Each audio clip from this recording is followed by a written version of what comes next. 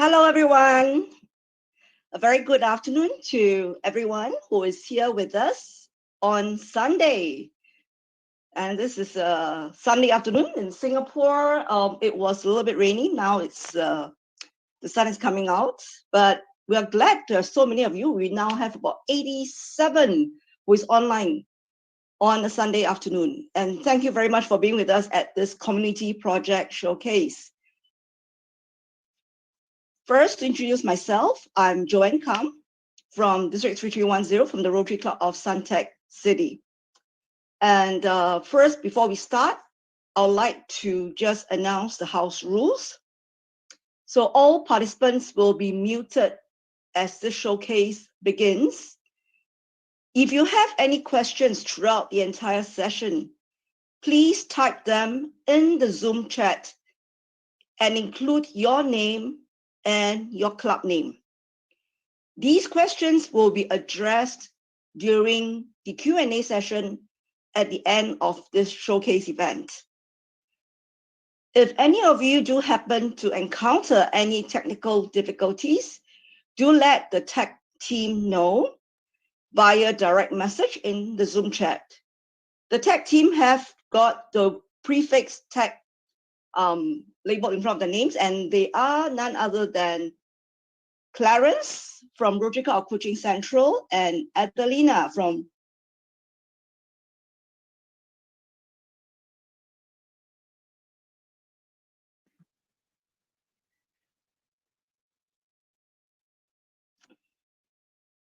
and this session will be recorded for record keeping and quality assurance purpose. Now let us begin.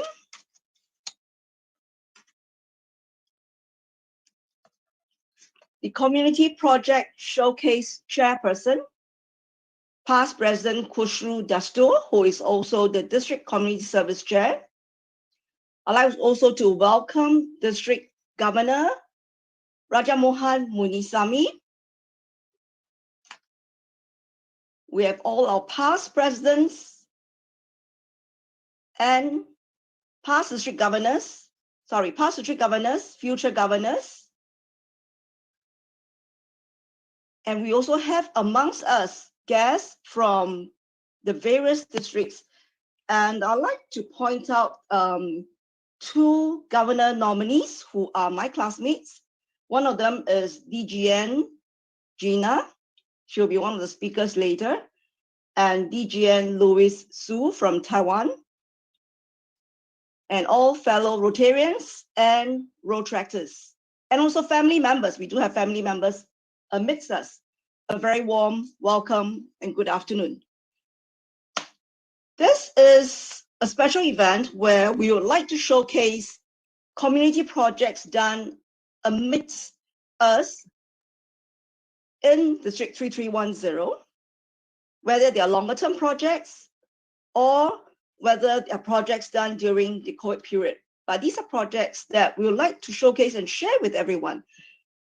And later, PP Kush will also mention about the invitation of special guest speakers. So I'll leave that to him to mention more about that. But let's tie this whole thing about community service back to Rotary's vision. Because Rotary's vision says, together we see a world where people unite and take action to create lasting change across the globe in our communities and ourselves. And a reminder on Rotary's four strategic priorities, which is to increase our impact, expand our reach, enhance participant engagement, and increase our ability to adapt, especially during this COVID pandemic. So community service is one of the avenues of service in Rotary. However, it is not standalone. It ties in so closely to membership, whether it's membership attraction, membership engagement, membership retention. It also ties in very much with foundation, because even though it could be a local community project, you could also source for funding from other districts through the use of a global grant. It also ties in with public image. So you have membership, Rotary Foundation, and public image. So everything tying in through the community work that we do in the community and making their impact to the people around us and creating lasting change across the globe in our communities and also in ourselves. So we are here to learn from everyone. And now let us welcome our chairperson, none other than past President Khushru Dastur, who will deliver his introduction and welcome remarks. Pipi Khush.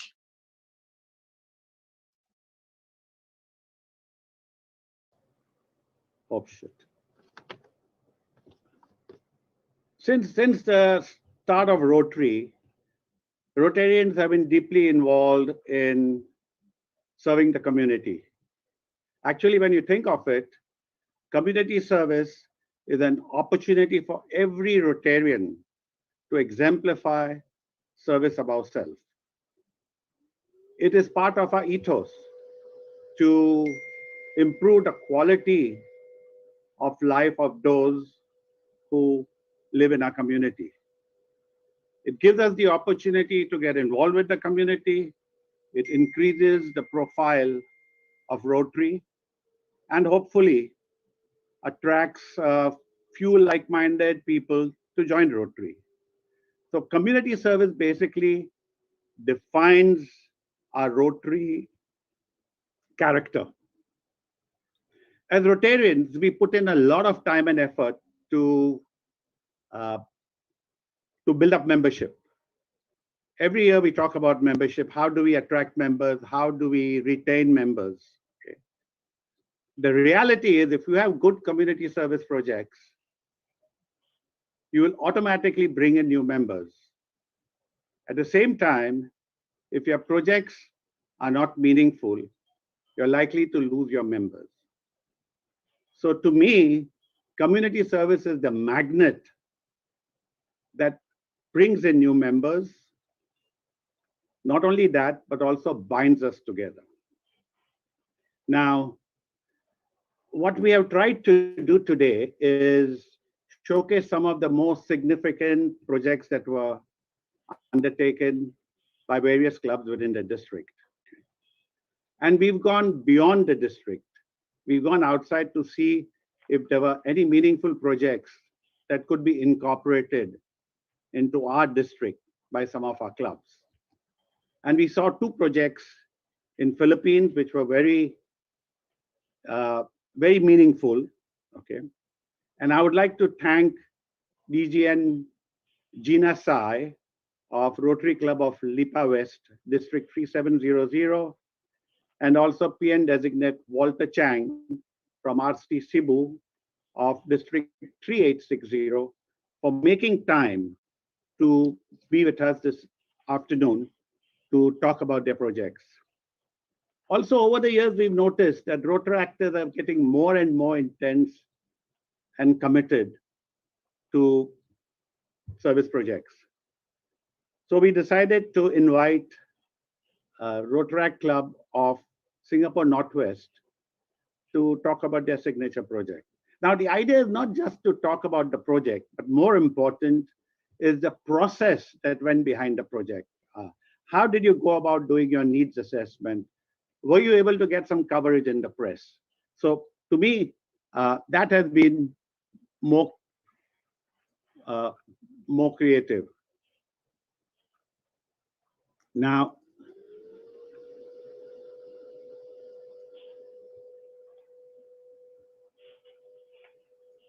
just a minute, please.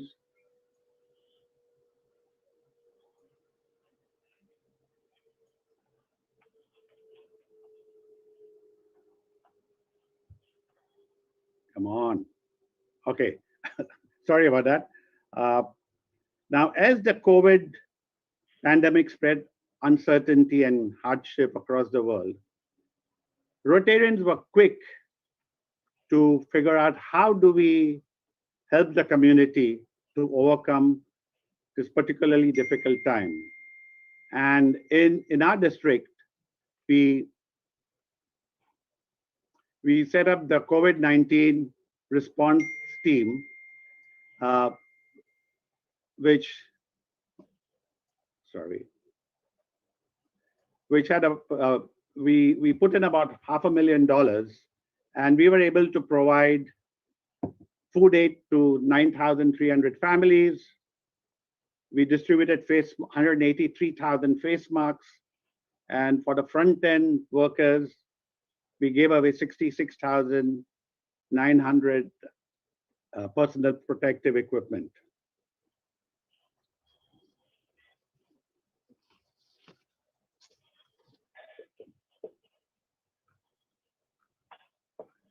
In our showcase today, we have not included the most significant projects that were, as these were discussed earlier at different seminars and sessions. Okay. But I feel I would be amiss if I did not mention a few that have contributed significantly to the community. In 1989,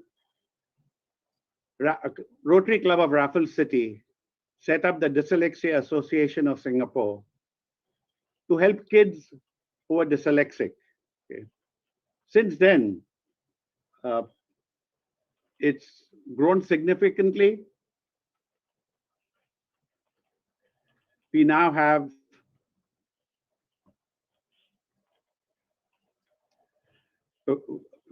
we've got thousands of kids who've been through it. We have 3,500 students who are being taken care of by the Dyslexia Association. Also in 1989, the first dialysis center for the underprivileged was set up in Kluang by the Rotary Club of Kluang. And since then, 6 other towns in Johor have set up dialysis centers which provide facilities to over 400 patients. In Bandarsari Pagawan, in Brunei, there were a lot of hamlets or settlements which had no access to water, and the inhabitants would have to walk for hours to get to water. So Rotary Club of Bandarsari Bagawan started the Gravity Feed Water Project, and their first the first project was with Long Sun and Penang settlement in 2010.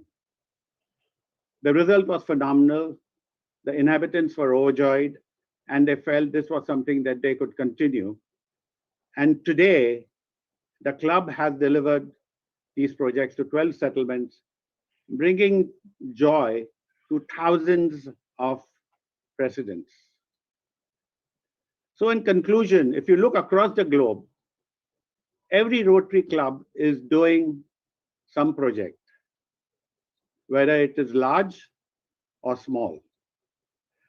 However, these projects provide visibility for Rotary in the community, and more important, that is the reason why Rotary will continue to grow. Thank you, and now I'll pass back the screen to DGN Joe and Kam to continue with the program.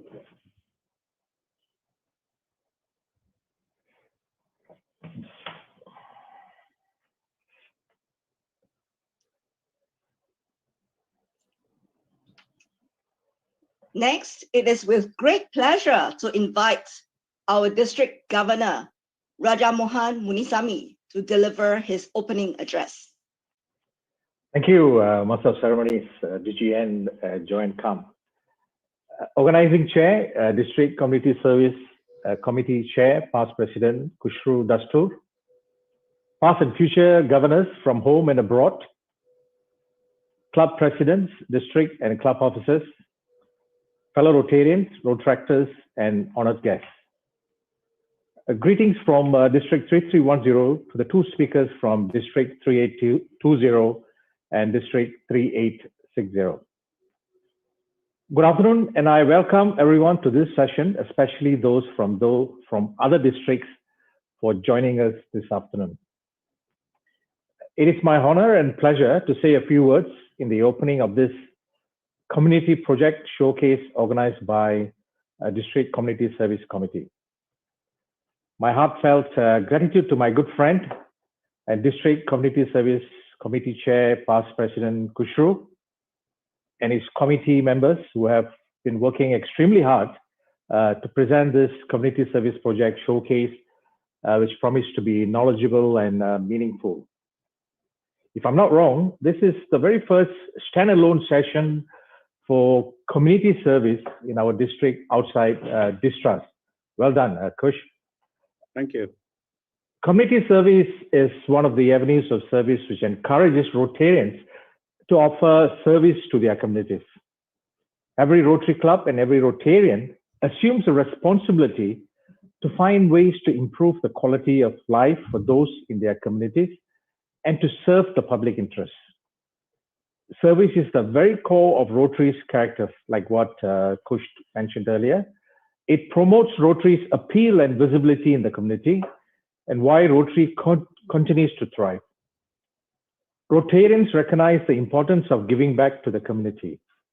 As Rotarians, we have the responsibility to find ways to improve the quality of life for those within our communities and to serve the public interest. When we are effective, we not only contribute to the greater good, but also promote Rotary's positive image.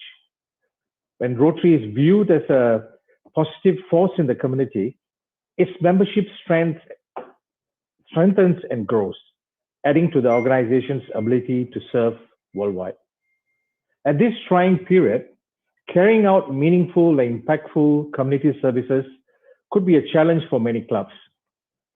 This includes the pre-project implementation activities such as needs assessment to determine which project should be given priority.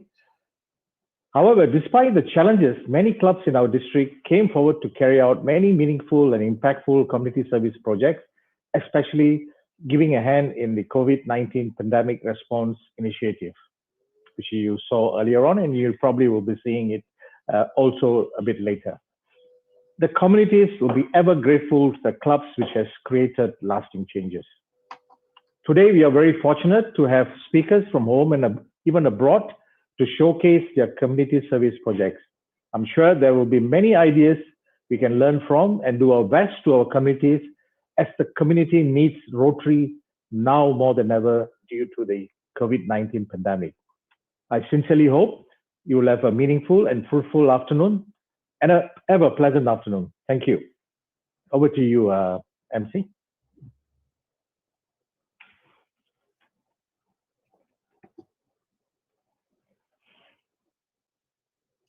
Thank you very much, District Governor Raja Mohan Mulisami. And from here onwards, we're going to go through a series of community project presentations done by Rotarians from the various clubs. And the first one to kick off is immediate past President Chan Soon On from the Rotary Club of Miri Oi Town. And he will be presenting on Project COVID Response to Miri Hospital Drive-Through Pharmacy. IVP Chan Soon On.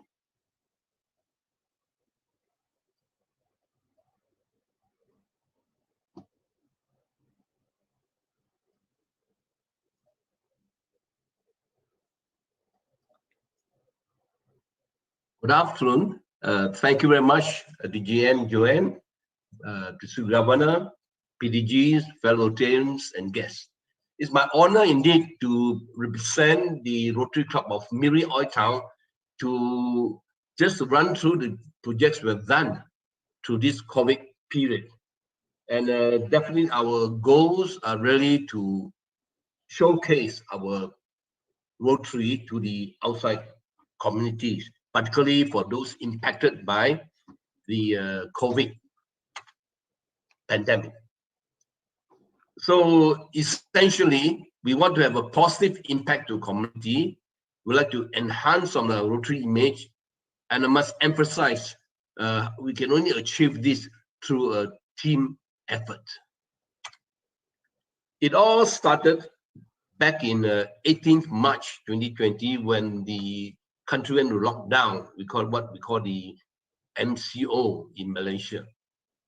So we immediately respond to call from the Miri General Hospital because they are requiring support staff from the outside Miri to be stationed in the quarantine centers. So they need to upgrade their staff quarters with the requirement of air cons, refrigerators, washing machines, mattresses, and pillows. And we, through our contacts and well-wishers, we managed to get the supplies into the hospital, despite the whole country was in lockdown. Since then, we continue with our support to the COVID, both the patients and the frontliners, and we have a weekly program where we deliver food stuff, including bread, buns, cakes, coffee capsules, fruit juices, fresh vegetables, and drinking water. And all these are donated from the public. Then on the 1st April, the Matimba Tycoon donated a machine to the Miri General Hospital to test the COVID viruses. And so they need to modify the lab, and they call upon us to support them. And then they required some space to do the PCR testing or the swab test for the suspected patients. We respond to call, we assess the requirements, call our donors, and within 48 hours, we delivered to the hospital 2 air-conditioned, refurbished sea containers, 20-foot containers, complete with roof and foundation. And we have even newspaper coverage, a full-page coverage, showcasing our project.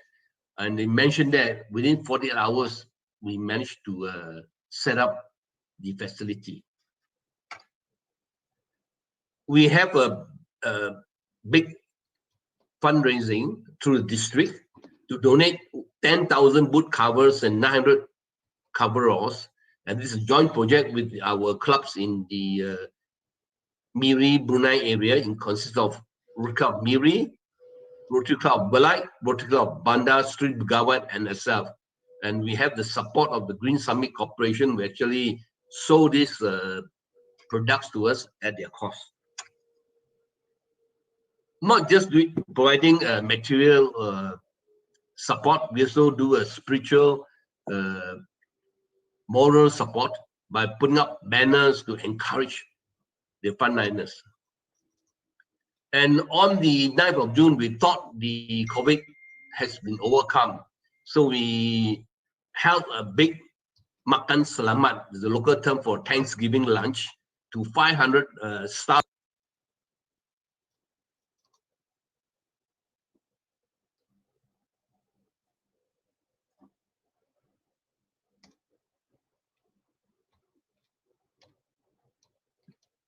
IPP Chan, you're muted.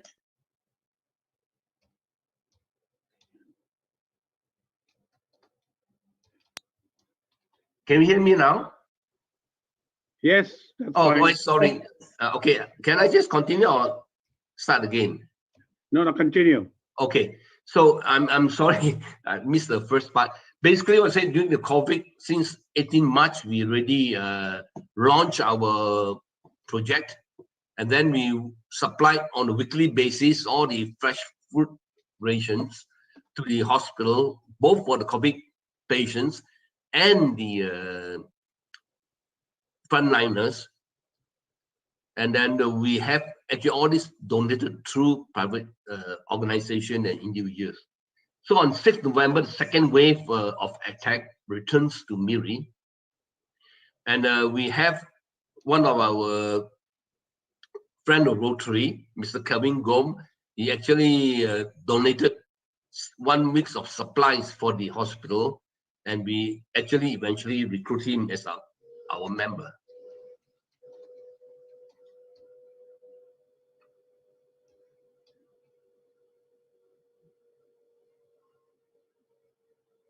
Yeah, then we want to do something with difference.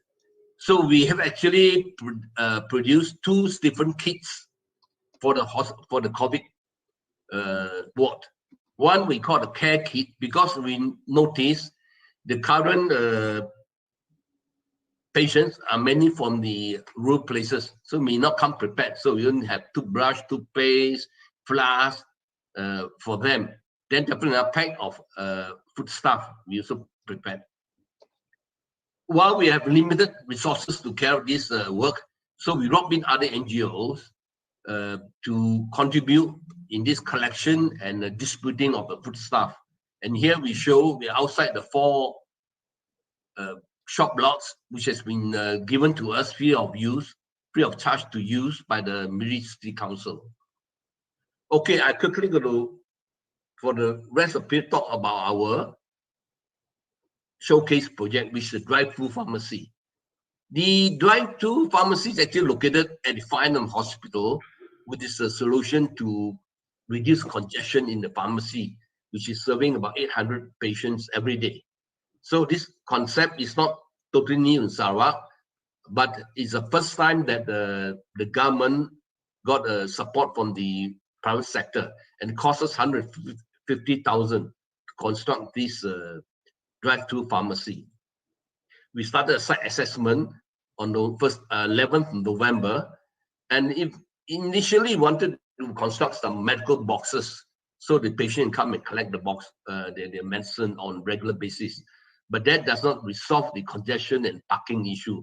So that's where this drive-through concept is being initiated.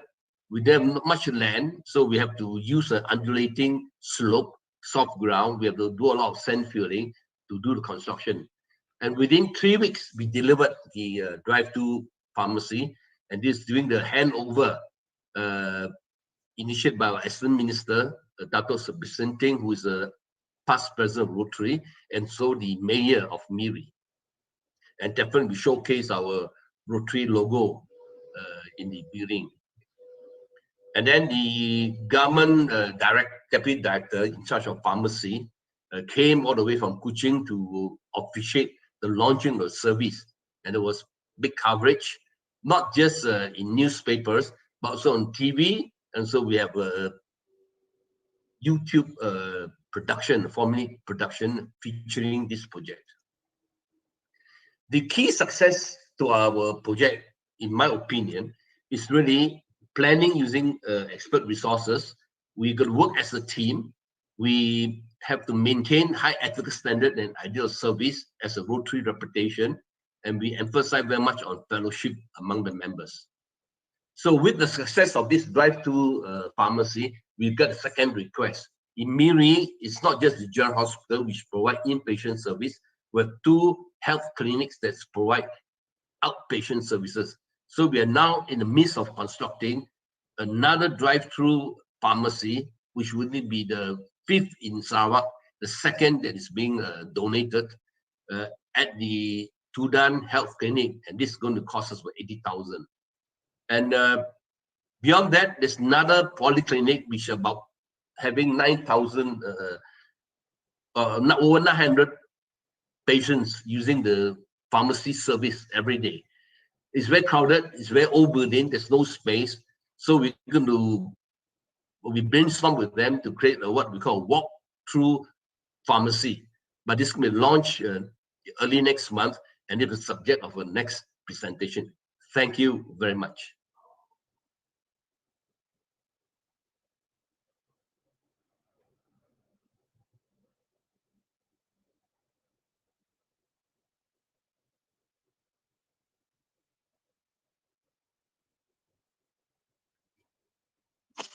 Thank you very much for the interesting project at Miri, done by Rotary Club Miri Oi Town. And next we have past President Lau Sing from the Rotary Club of Kuching in Sarawak.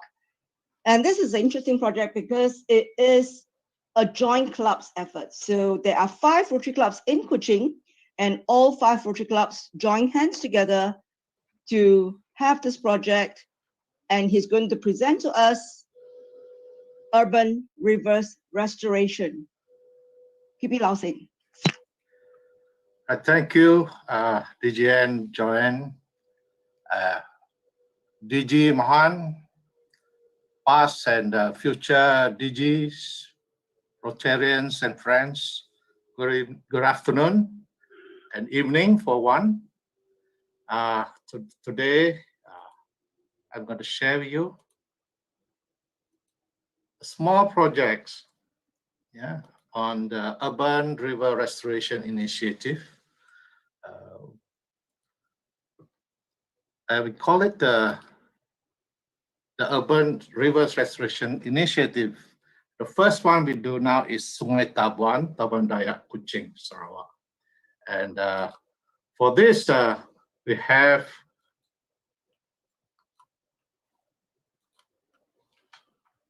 a joint initiative by 5 clubs. As you can see in one of our meeting here. 5 clubs: Rotary Club Kuching, Rotary Club Kuching Central, Rotary Club Kuching Jaya, Rotary Club Kuching Unity City, Rotary Club of Kuching South. Yeah, so we have regular meetings. And also in this project, we wrote in government agencies and ministry. Here is a visit. You can see in the visit to the Ministry of Tourism, Youth and Sports, YB Dr. Karim. A few of us met him and briefed him on the projects. And of course, we get some his support now to help us in doing things that related to youth and sports activities, also tourism. So the real goal of this project is to promote sustainable, ecocentric urban living. So we want to see urban living not a kind of life which is destroying the environment, but it has to be sustainable living, take care of the environment. So the 3 main objectives that we put in this project, firstly, is to create an environmental conscious community while living along the rivers. They will take action to conserve and protect the ecological well-being of the rivers. And secondly, we want to introduce affordable yet effective sustainable approach in preventing and cleaning rivers of pollutant. Mainly, we are talking about floating rubbish that people are throwing into the river.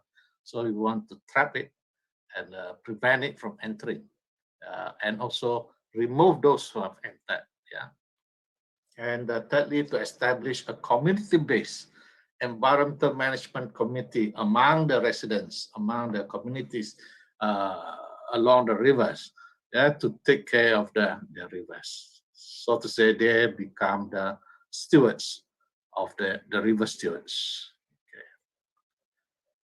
Now this project, we will foresee that it will benefit the Tabuan Dayak community, which is in the map here. Is if you are familiar with Kuching, this is where the King Center. We have a river. It's not a big river, quite a small river, but heavily populated around it, with a lot of. We got a mega mall here, Viva City Mega Mall, and then we have a City One somewhere up here, right? And the city of Kuching in general will benefit from this, and of course the river itself, the ecosystem of the river will improve. That's what we think. And what we're going to do is we will remove and prevent floating rubbish entering these rivers, and also we will try to landscape those empty lots along this river, riparian lots, so that it can be made into a recreational park or a gardens or urban gardens that we are thinking about, so that the residents along the rivers will be able to make use of it to build up more community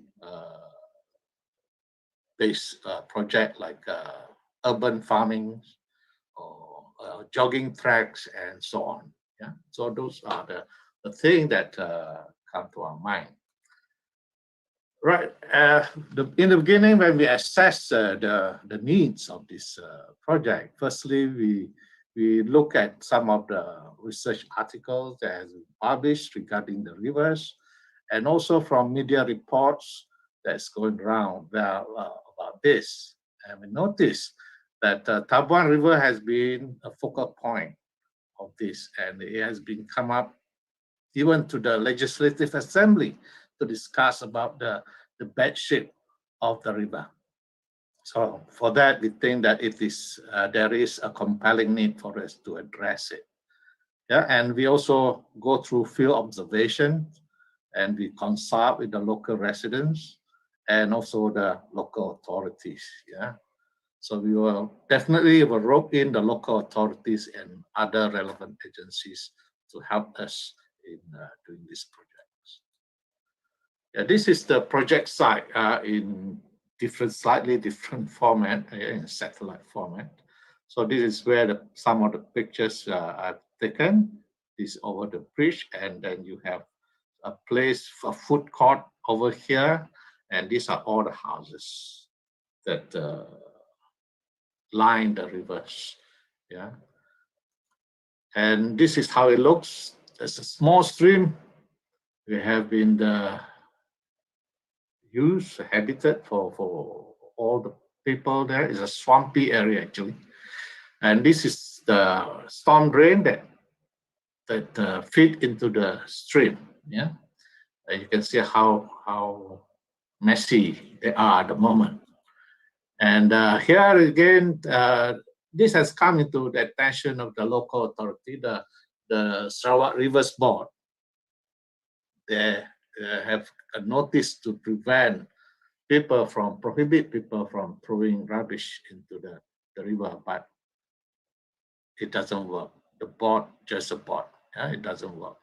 Still people are throwing, and also there are some biodiversity, very interesting biodiversity staying in the river. Crocodiles, they have been seen by residents that basking by the river bank. Yeah? And also the rubbish I said just now, residents have seen people purposely drive and stop by the bridge and take out the rubbish and throw it in. Yeah, so this is where we need to address the awareness and mentality of the people to change, to love the environment rather than destroying them. We have a chat with the residents there, and this is how it looks like the river, and they are throwing all this rubbish by the river bank. So if we can do a walkway along as it is here, then the project will encourage people to come along rather than shy away from this place. So we initiate a fund raising and a publicity event through the virtual run 2001, SAYANG SUNGAI SARAWAK virtual run, and this is to support our river project, river restoration project. Yes, and further information can be obtained from this website www.sungaisarawak.com to register the run. So I will encourage all from all over the world, come and join us and help to realize these important projects. So the impacts that we are expecting from it. So currently we have river choked with floating rubbish. Nuisance floods frequently occur in that place and unsightly for visitors. So what we expect, if we run this project successfully, I'm sure it will be through the combination of the 5 clubs in Kuching, then we will expect a transformation of the community mindset towards the environment. We are going to run various workshops with the residents, with the community members, yeah, with the Ketua Kampongs, to work together to change the attitude towards the river.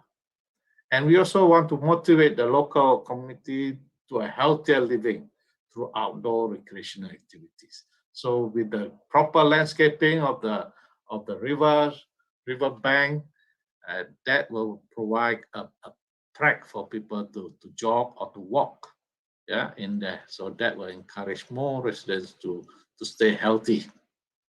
And also, we would like to inspire local authorities, you know, the local authorities, the Rivers Board, the Environmental Board, and so on, to expand this initiative to other urban riparian communities in Sarawak and beyond. Yeah, but in Kuching itself, we have numerous small stream, urban stream, which in need of cleanup. Yeah? And I think when we have done this successfully, the authority can use this same model to move on to clean up other places as well. Yep, so some of the desired outcomes that we are expecting is a simple technology, a netting that we're going to fix at the drain, the storm drains that is entering the rivers to capture all those rubbish. Yeah, and then we're going to have proper riparian landscaping to make the place nice for people, for recreational activities. And also we want to empower the community. We will gather the community, provide them with training, with proper workshop in terms of environmental conservation, right? So with that, thank you very much.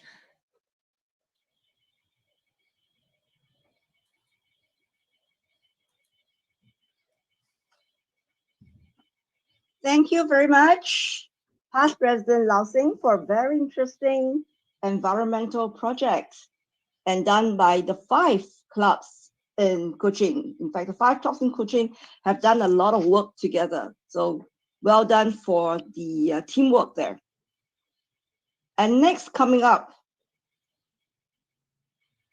we'll have Walter from the Rotary Club of Cebu, District 3860. He's the president nominee designate. And let's learn from them and see what they have under the showcase. And the title of his presentation and the project is Gift of Life. P&D Walter. Thank you very much, DG and Joanne. Let me just start my screen share. Okay. I'm very grateful for this privilege to speak before a gathering of esteemed Rotarians from District 3310. And it is my honor to share with you this afternoon our club's flagship service project, Gift of Life. It is said that nothing can be more precious to parents than the life of their child. And that is why the pain of losing one's own is often a wound that never really heals. Yet for parents born with congenital heart defects, commonly known as CHD, this is a reality that awaits them if they cannot afford the surgery to correct the anomaly.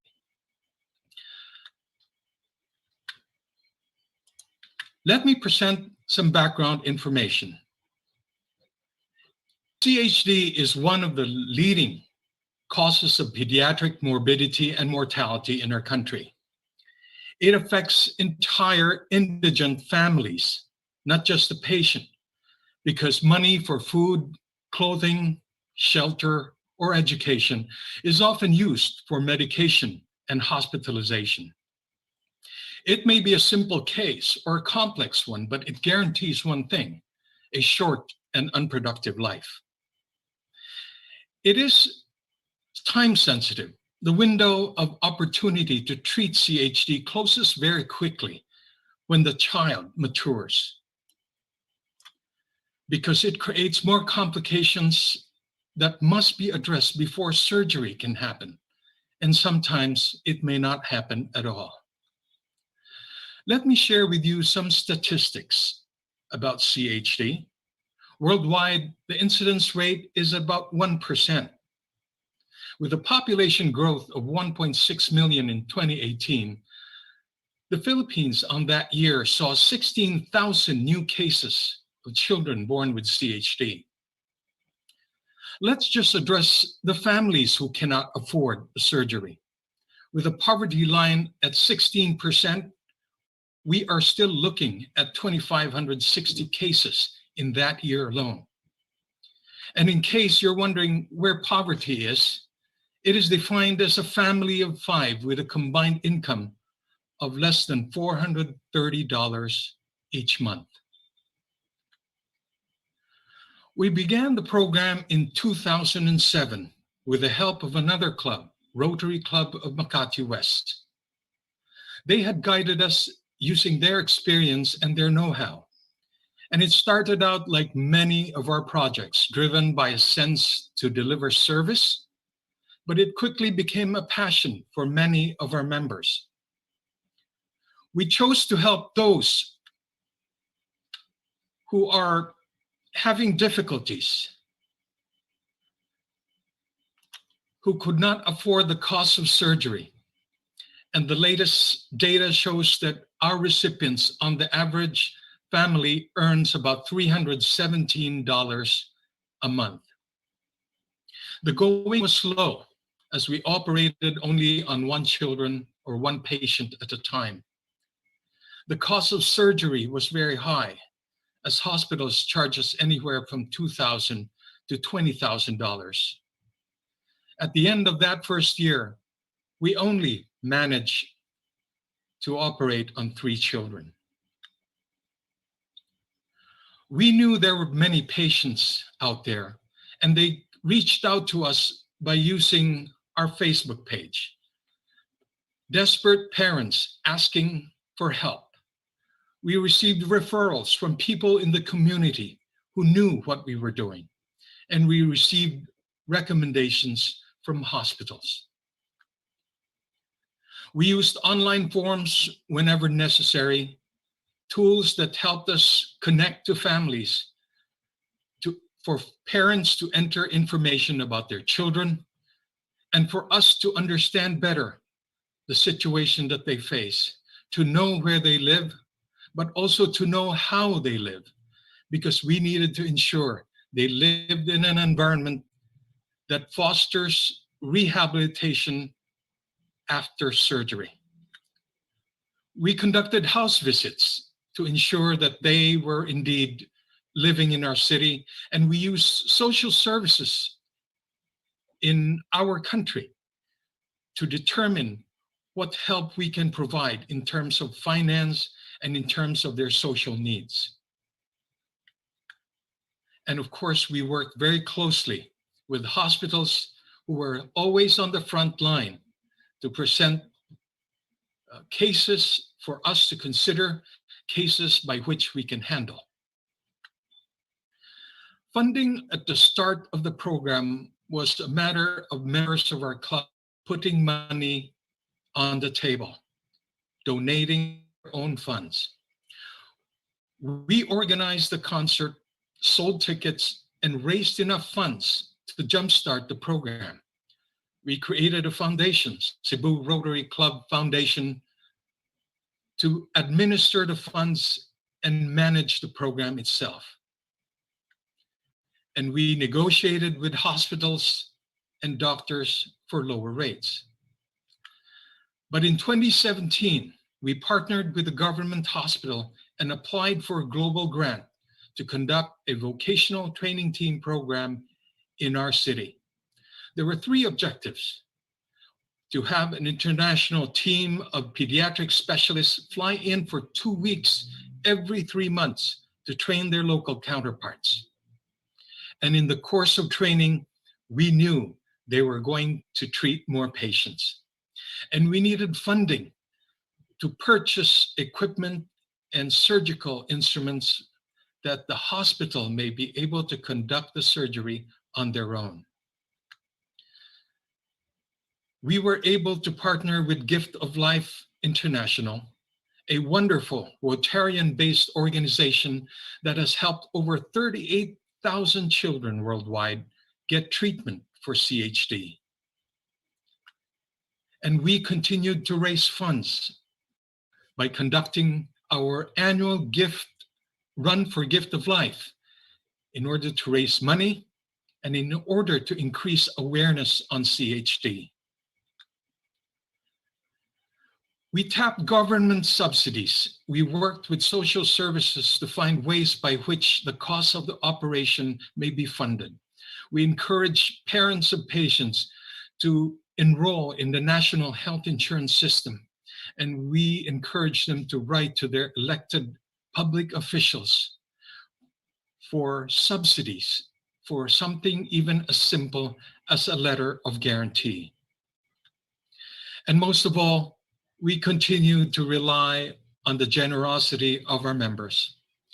When the central air of the operating rooms failed just weeks before the start of training, Rotarians got together and used their personal resources to repair the facility and upgrade the air conditioner just in time.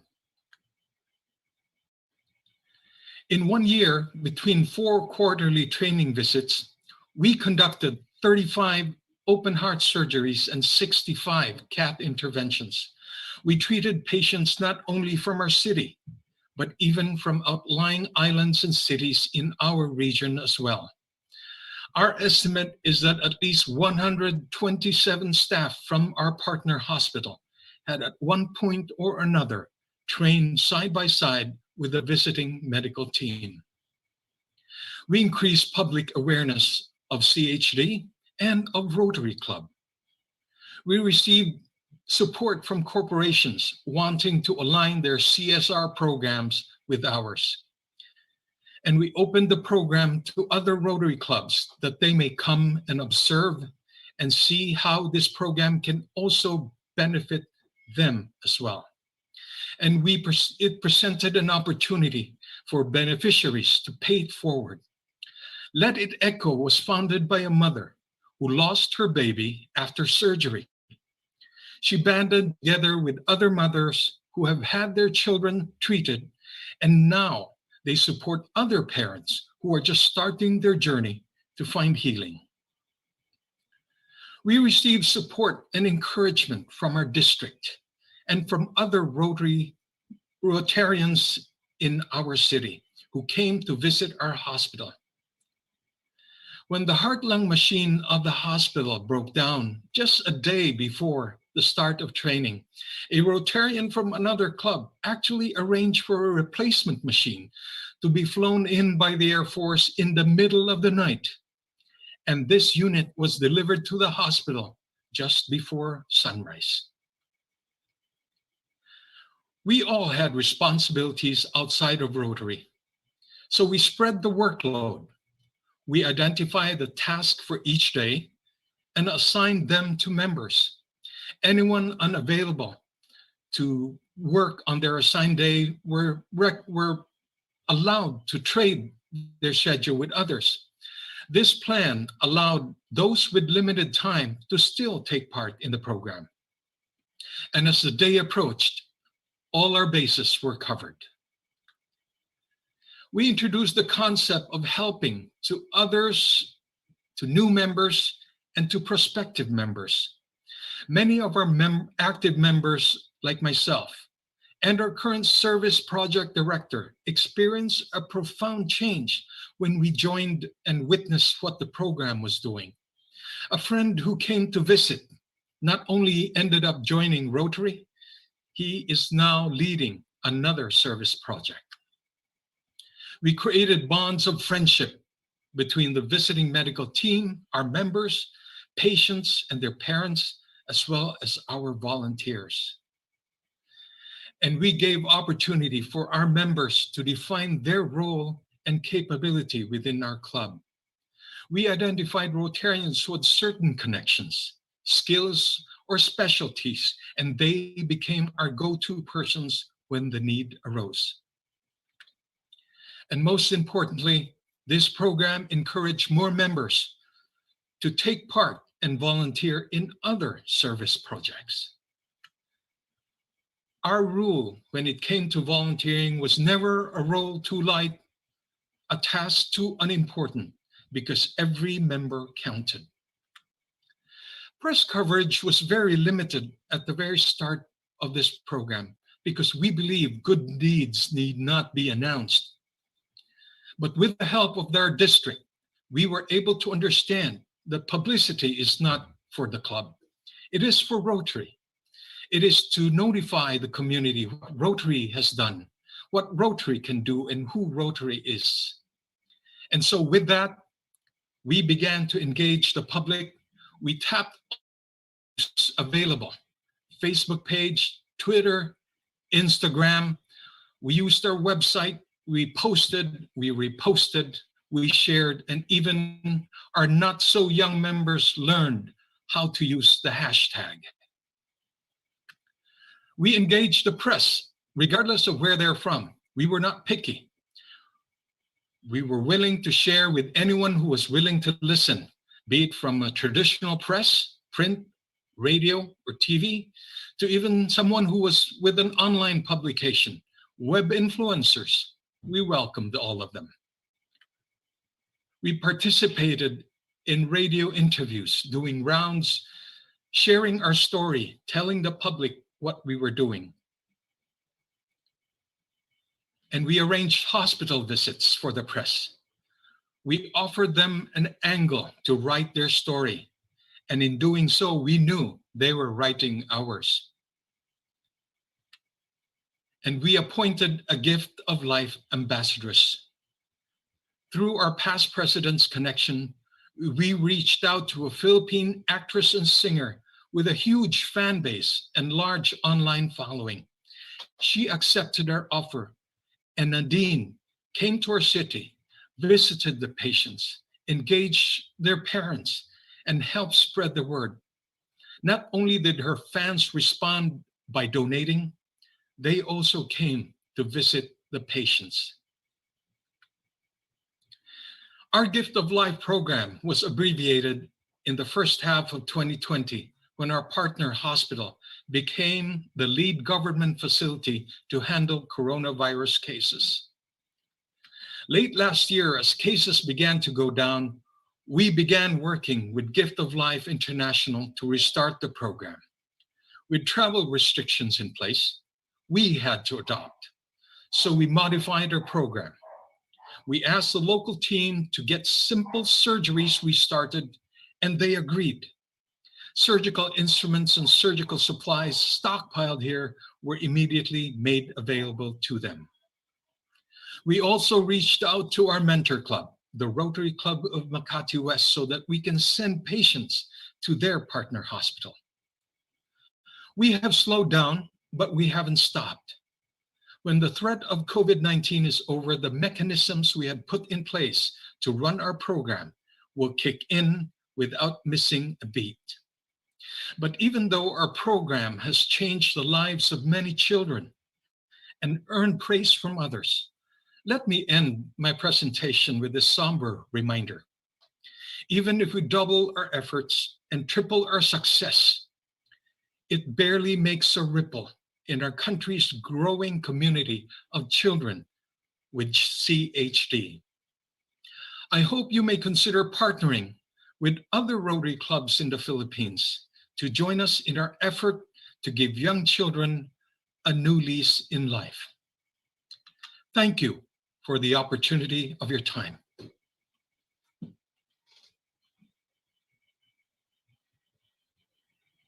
Thank you very much for a very exciting and interesting project, PND Walter.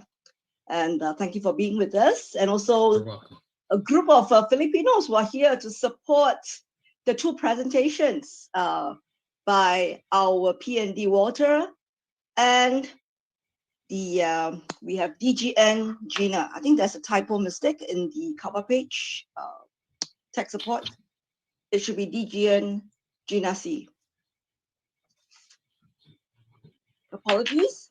So next I'd like to welcome DGN Gina C. She's from the Rotary Club of Lipa West. from District 3820. And she will be introducing a very, very interesting project. And the project is Mobile Clinic for COVID-19. And here's over to you, classmate DGN Gina.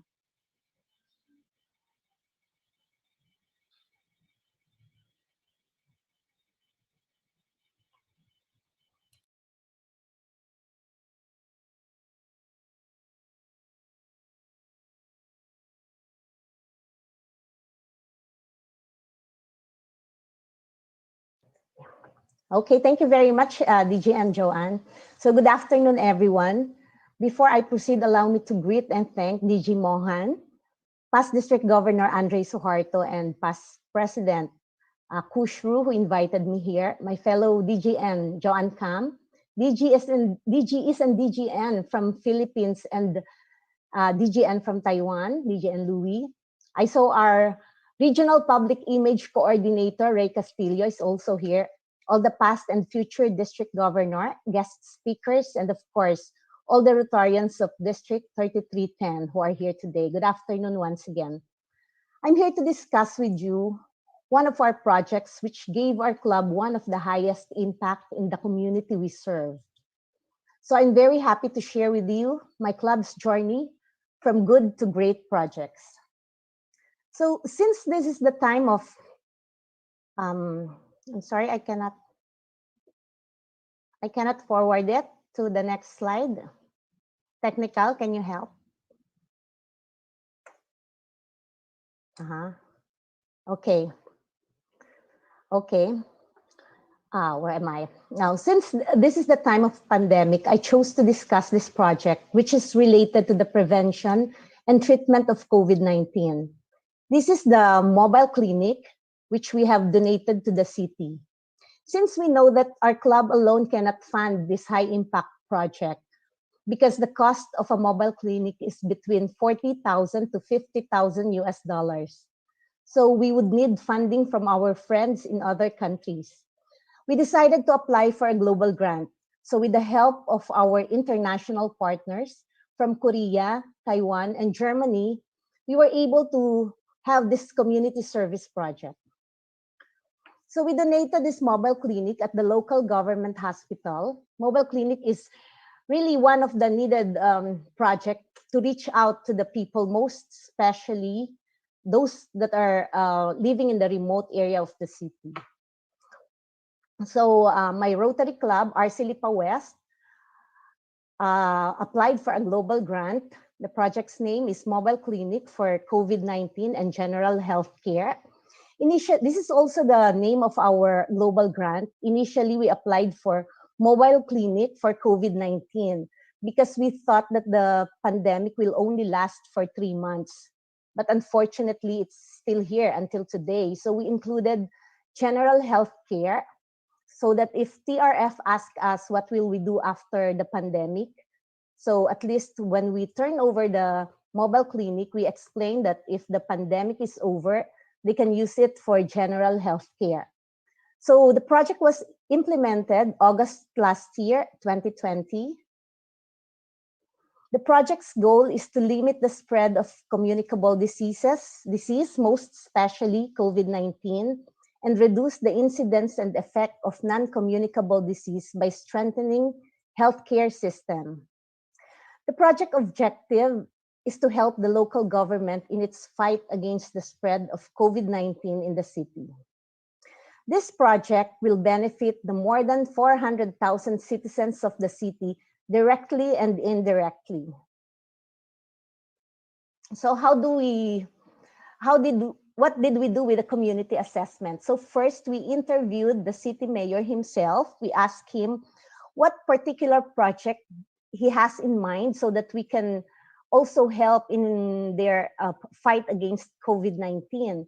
So he immediately said that the problem is the transpo because it's locked down, so there are no transportation to reach out to the remote areas.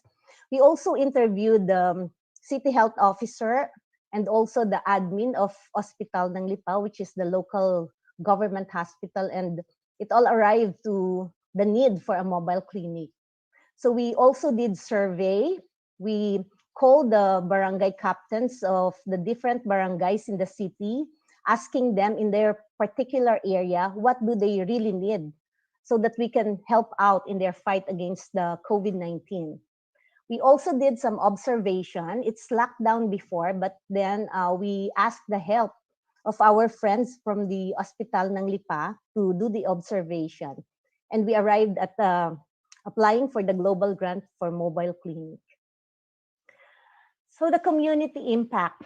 It gave assurance and peace of mind to the community, most especially to the remote areas, because they can see the engagement of the local government and the nonprofit organization joining together to address the needs of the community. For the public image, the mobile clinic goes around, we see it going around the city almost every day with the logo of Rotary in front of it. It's a really big logo, so people can really see it. It's very, very visible. So it made a great impact on public image. And then because of this, it created trust. The people doesn't only trust the local government, but it gave them trust for the organization, for the nonprofit organization, most especially Rotary, when they see the logo. This is the most important. It attracted volunteers in different sectors. Our city mayor didn't realize that he will need a lot of manpower in the contact tracing for COVID-19. So this project attracted a lot of volunteers, most especially the reservists from the Armed Forces of the Philippines and the Philippine Air Force. They did a lot of support when delivering the face mask, the face shields, and also the personal protective equipment, because in our global grant, this equipments or supplies are included. So they did the delivery. When they go to the supplier, they pick it up and deliver it to the remote areas of the city. It also attracted volunteers in different sectors. The impact on membership. One of the most successful business or company in the Philippines who has a branch in Lipa City. It's called SM Malls. They made a survey on, they want to know who is the most engaged organization in the city. And the Rotary Club of Lipa West came on #1 because of this project, the mobile clinic for COVID-19. So because of this, they sponsored 3 of their members to be members of the Rotary Club of Lipa West. But what is more important than this is all their humanitarian projects will be partnered with our Rotary Club. It also attracted new members. We have more inquiries in Facebook, in emails, we have text messages, also in Messenger, Viber. We receive all inquiries on how they will be members of our club. Because before, we really have a challenge in our membership in the club. But now, because of all these interested persons who want to be members, we accepted a few of them. But now we are very particular in accepting members. We need a unanimous decision from the club before we admit members. So next is the media mileage. So this service project, the mobile clinic for COVID-19, it was featured in the local radio station. The Lipa City page, they have around 80,000 members. It was posted from various groups in Lipa, posted and reposted for 80 times. The mobile clinic itself, when it roamed around the city doing its job. And also we have magazines released by the city, which has the mobile clinic in it. And of course, the social media, which is one of the most important. And to prove that this project gave us the highest impact among all of our projects, we were able to assist, support, and have this these 5 new clubs to have their own mobile clinic for COVID-19. We were able to assist them in their global grants application to have this kind of project in their own city with the same purpose.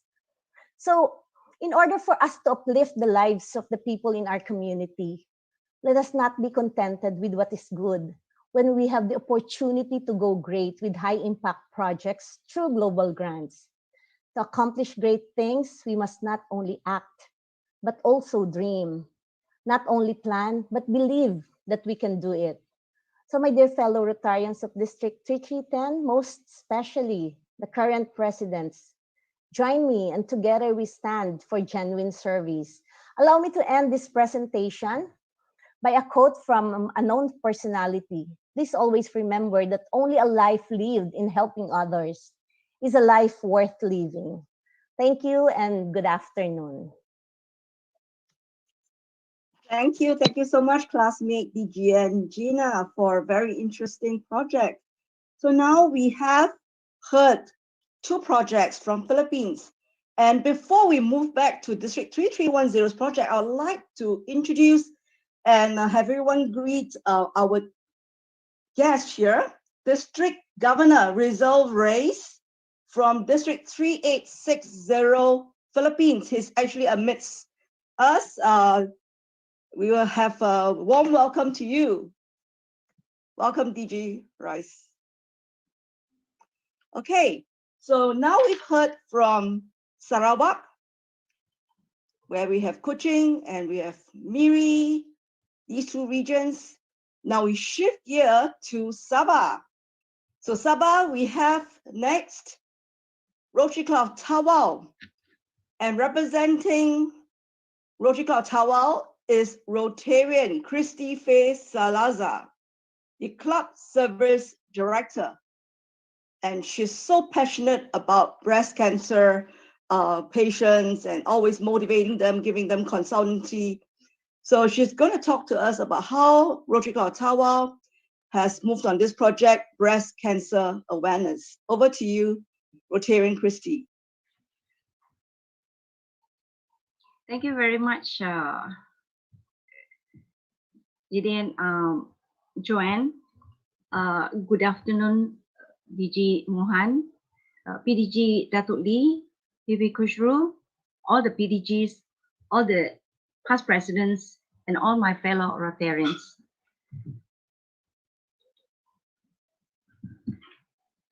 I'm humbled and honored to represent my club, RC Tawau, for this community project showcase under the title of Breast Cancer Awareness.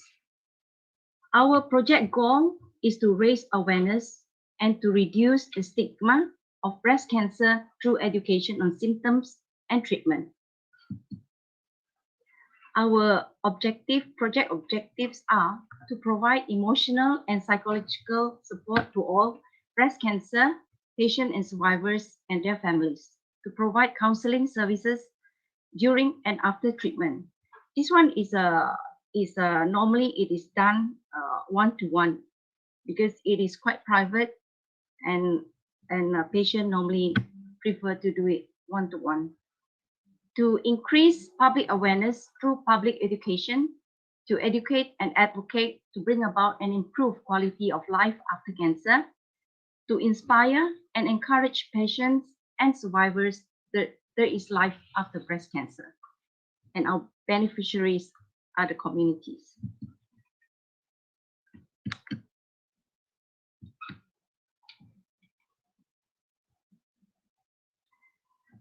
The needed assessment. This project is a continuous project which we are doing it every year. Sadly, breast cancer remains #1 killer among women, not only in Malaysia, but globally.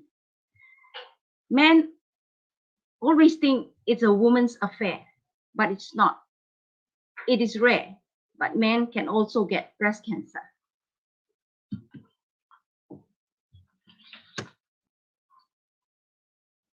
We have been working very closely with other medical teams and also other healthcare workers to promote public awareness and screening.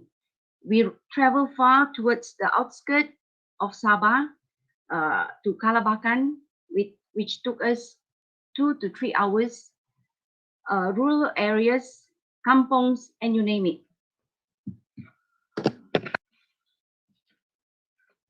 The social stigma associated with the disease is still very obvious.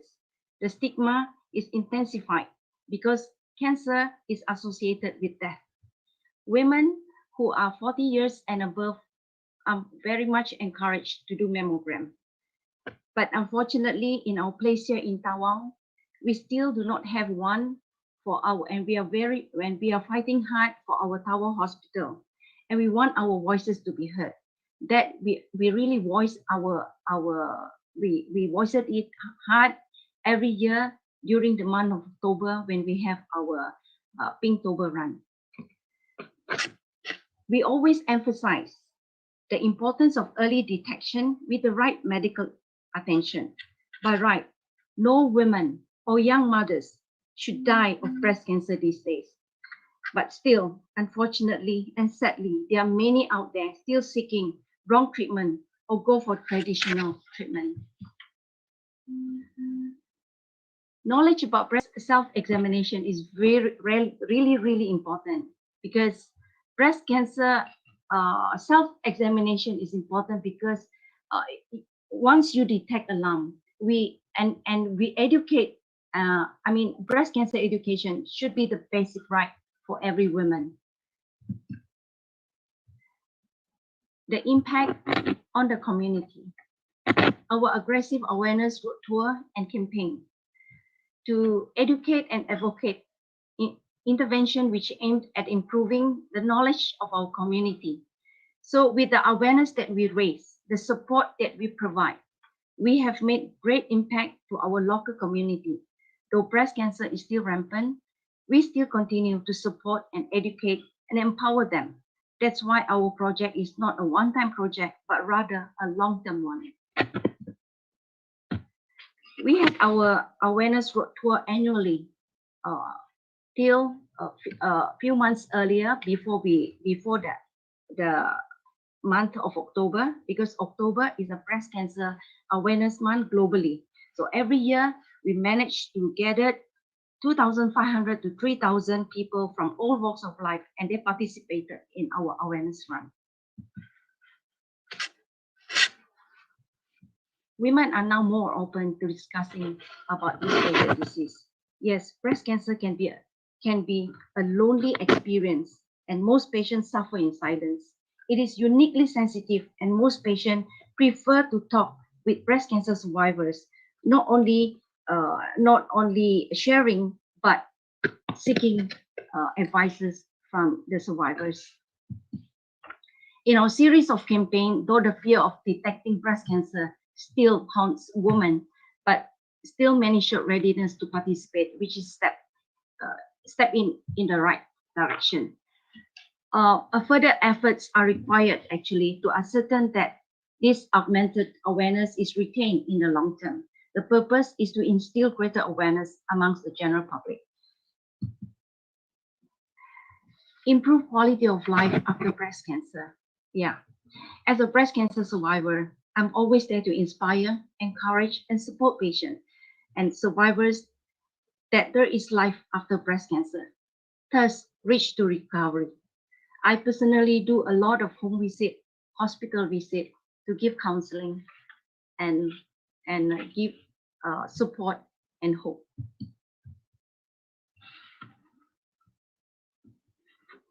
Did it attract volunteers? Well, we highlighted our dedication to the community and show serious commitment in fighting against this disease.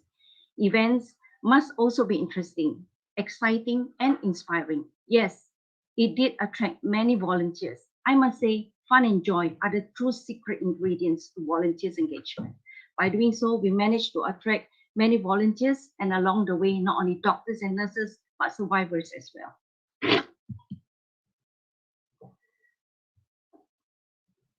Did it attract membership? The impact on membership. Well, it's always our hope to have more members. As for our local coverage, we have built excellent contact with the local reporters, and we make them as one of our priorities. Before I conclude my these slides, allow me to share my very short breast cancer journey, that how I got myself deeply involved in this wonderful cause. I'm a breast cancer survivor. 12 years ago, like many others, I slipped into severe emotional depression, and it was a suicidal. Breast cancer can be a lonely experience, and most patients suffer in silence. I have won 3 cancer battles, going through dozens of surgeries, long, painful, and expensive treatment. I survived, and I saw the real needs in giving support and hope. To the newly diagnosed, where it is so much lacking, and hope is the only word left, and it is so powerful to me, and we can't live without hope. In 2013, for the very first time, after I completed all my treatments, I organized a breast cancer awareness run in Tawau. Through friends, I got connected with Rotary Club of Tawau, where I really needed strong arms and assistance for the event, and the Rotarians were there for me. It was indeed a successful event. I was captivated by the word service above self and humanity. And the following year, I offered myself to join Rotary Club and waited for 3 years to get inducted, and the rest were history. Rotary is a beautiful platform where I could broaden my horizon. Rotary has taught me lots of things. I got myself deeply involved and discovered that I could find meaning and purpose, and even joy, by connecting my struggles with the struggles of many others. I changed my scars into stars and share my experience, my knowledge, my passion, and put everything into action. This cause is so dear and near to my heart. Not only this has changed my life, but I've changed many lives of many others. Being a survivor is a vocation. Often, women with breast cancer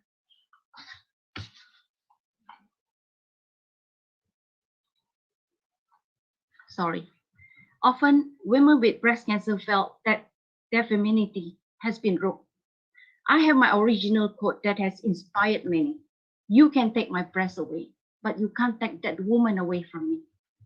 In Rotary, every sun sets with the tantalizing rays that sets in is a promise of hope and a new dawn. Before I conclude, I would love to share with you all. In year 2017, I was awarded as Pink Angel by Pink Ribbon Wellness Foundation Kuala Lumpur in recognition of my support and contribution to the cause of breast cancer education and survivorship. Thank you. What a touching story. Well done, Rotarian Christy, for your passion and commitment in this and giving full support to assist the rest of the breast cancer survivors. And thank you, Rotary Club Tawau. So next on our list for Sabah projects is Hope in Sight. And this will be presented by Rotarian Tulip Zaimi Norazais from Rotary Club of Kota Kinabalu, Hull. Over to you, Rotarian Tulip. But before we start, we still have 4 projects before we end the session, Q&A, and also we have the closing remarks. In the interest of time, do dispense with all the salutations. It has already been done at the beginning. So all the Rotary leaders, governors, past governors, future governors, so we are not offending anyone, but just that we have already done it. So we will just dispense with those for the rest of the presentations and just go right into your project presentation. Thank you so much. Good afternoon, and fellow Rotarians. Okay, I'm really honored to be invited to showcase this small project today. This is not our signature project, but we hope this can be one of our signature projects. So during the pandemic, we were looking at what is viable project apart from giving the food aid during the pandemic and the PPEs, etc. And Celestina Chin, whose husband is an optometrist, came up with the idea about this Hope in Sight. And it started with we started very small. We're looking at only 10 recipients. That means the operation was performed by the optometrist, and the lenses is given and paid by the club. And basically, we started in October up to December. And cataract is a disease, and it can be prevented amongst, especially in women, B40 and below, that it is very, very important that they are able to help the family as well. So in conjunction with the World Sight Day, we decided on we started on this project. Okay, the objective is to improve quality of life and self-sufficiency of women in the B40 group. So we provide free cataract surgery for 10 eyes to be performed by Dr. Terence Song at iMedic Specialist Center. He's the husband of Celestina.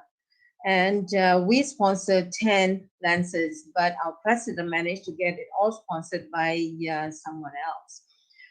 So in the end, we were able to help 7 women in the B40 group. 3 of them had surgery in both eyes. The need assessment basically was from the First World Report on Vision 2019, where cataract is where there's cloudiness in the lens of the eye, leading to increased blood vision. And these conditions can be prevented.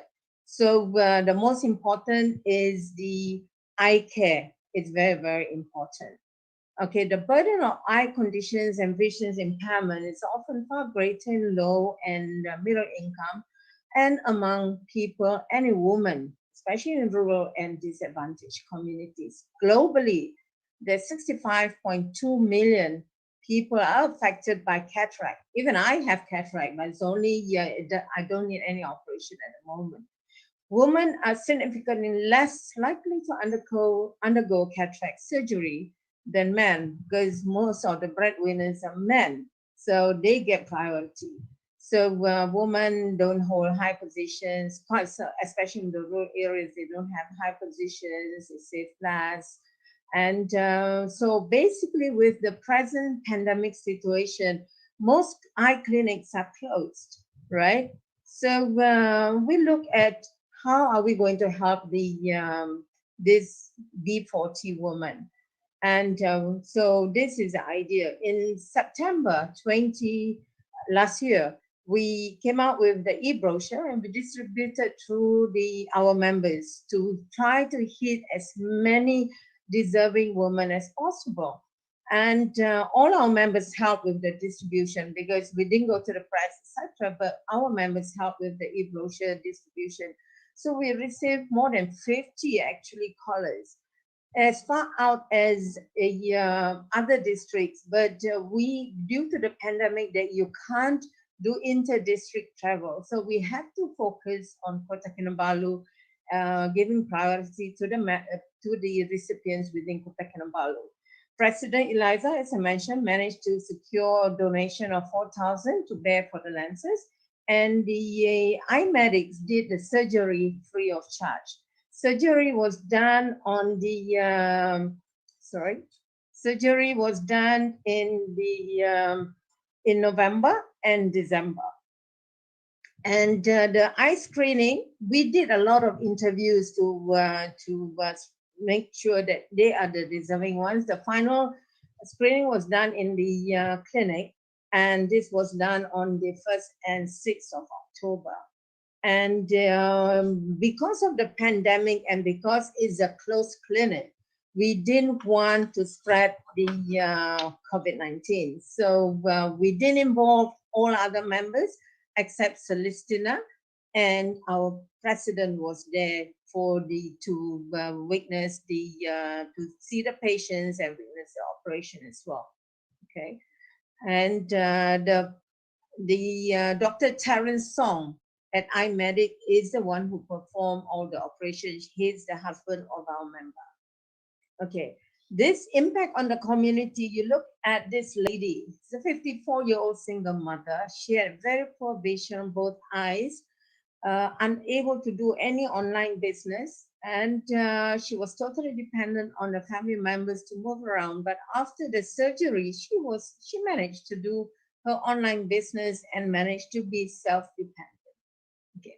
And this lady, 73-year-old pensioner, unmarried, living alone on a walk-up 4-story flat, had a lot of problems. So she depended on her niece for mobility.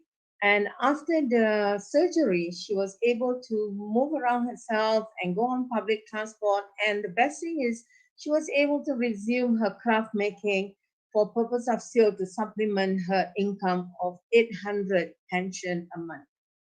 Okay. This 66-year-old lady had poor vision, both eyes. She's not working, has a lot of, some children who are unemployed due to the pandemic, and she depended on her children for mobility. She suffers from kidney problem, had to go dialysis 3 times a week, and her son, who's the main carer, had to stop work to look after her. After the surgery on both eyes, she could be independent again and move around by herself. And her son was able to resume his business selling plants at the local Tamu, while she herself was able to sell plants in front of her house. Isn't that great? Okay. The impact on the community, in total, as I mentioned earlier, we did, 3 ladies had surgery in both eyes, and the others had in one eye. We couldn't do it big because it is our first time we're doing this eye surgery. So we hope we will continue. We hope to get more support and to get financial support to continue this as our second signature project. Okay. If we're looking at the impact on our membership, we surprisingly we had 2 all members who rejoin our clubs. That's really fantastic because they see how much we are doing to help the community even despite the pandemic. And our members were all there, going all out to support by sending out the e-brochures everywhere, and some of them were interviewing the candidates, potential candidates. Okay, and press coverage for such a small project, we have received quite a lot of press coverage from Daily Express, Borneo Post, Sihua Daily, Sinchu Daily. These are all national papers, Asia Times, local, OCDN, Chinese newspaper. On the internet portal, Borneo News Network, we have okay, and Asia Times, OCDN, and Sihua Daily News, and we also got a front page in our top newspaper, Daily Express, and this Sinchu is our national newspaper.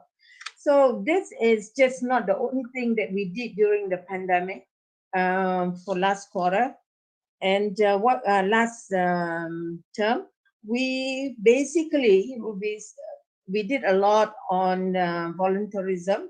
We had over 400 hours of volunteerism where we did a lot of on food aid and sending of PPEs. As DG Mohan mentioned, all of us came together to do that, and our members have been very, very supportive. With that, thank you very much. We hope we will continue this project and more sponsors will come in to help us. Thank you very much.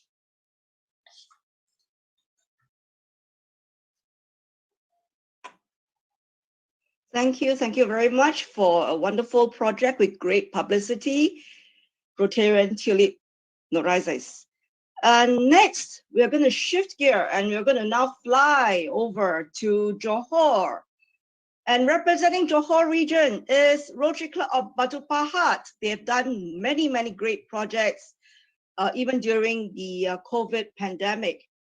And representing Batu Pahat in this showcase is the President-elect, Brian Tan, who will speak with us and share on their food aid project. Over to you, P. Brian. Thank you. Thank you, DG and Joint Cam.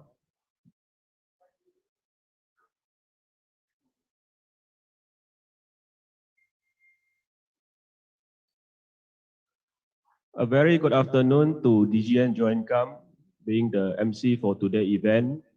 Our beloved DG Raja Mohan, OC PP Kus, being the District Community Service Chair, and fellow Rotarians. I am P. Brian Tan from Rotary Club of Batu Pahat. Today, I'm proudly to represent my club to present our signature community service project, which is Food Aid 1.0. Next. So the needs identified and action taken immediate by Rotary Club Batu Pahat and OCBC banks. A food aid project initiated by Rotary Club of Batu Pahat in collaboration with OCBC Bank Batu Pahat. This is a joint project in between Rotary Club Batu Pahat and OCBC. So we have spent 40,000 for this project. A task force formed and had identified B40 as our target group. So in this food aid project, we have identified all the B40 family, so is as our beneficiary. The task force rolled out the project through a systematic assessment in order to shortlist the deserving applicants. So we have been doing our assessment to shortlist all the needs. Evaluation criteria as follow: B40 family, as I mentioned just now. So priority to our B40 families, employment status, the total income per family, and also the single parents. Next slide. So what is the impact on community? This project will benefit the 800 families. And we have received more than 1,000 applications from once we had launched this food aid project. We have more than 1K applicants. So we have to screen through the application to ensure our giveaways to the deserving families. So once we have do the evaluation assessment, we have to hand over the food parcel. So there's two ways we're handing the food parcel. The first one is by door to door, and the second one is by the distribution center. One is at our lottery house, and the other one is we're having in our OCBC bank. So as we can see, the beneficiary were overwhelmed by our giving during these very difficult times. So they thank you, Lottery, for even this food parcel. The next slide is engaging the volunteers. We have engaged a strong workforce comprising of Rotarian and OCBC staff to implement for this food aid project. The team consists of assessment, the food sorting, packing, and distribution. Besides that, we're also working together with Red Crescent Malaysia to engage in those remote areas as to facilitate our distribution job. We also invite the state assemblymen to be participate in our food aid project to witness and identify the rightful beneficiary in his constituency. Next slide. So what is the impact on members? As we all know, a good project as it could enhance a club bondings. Communication skill.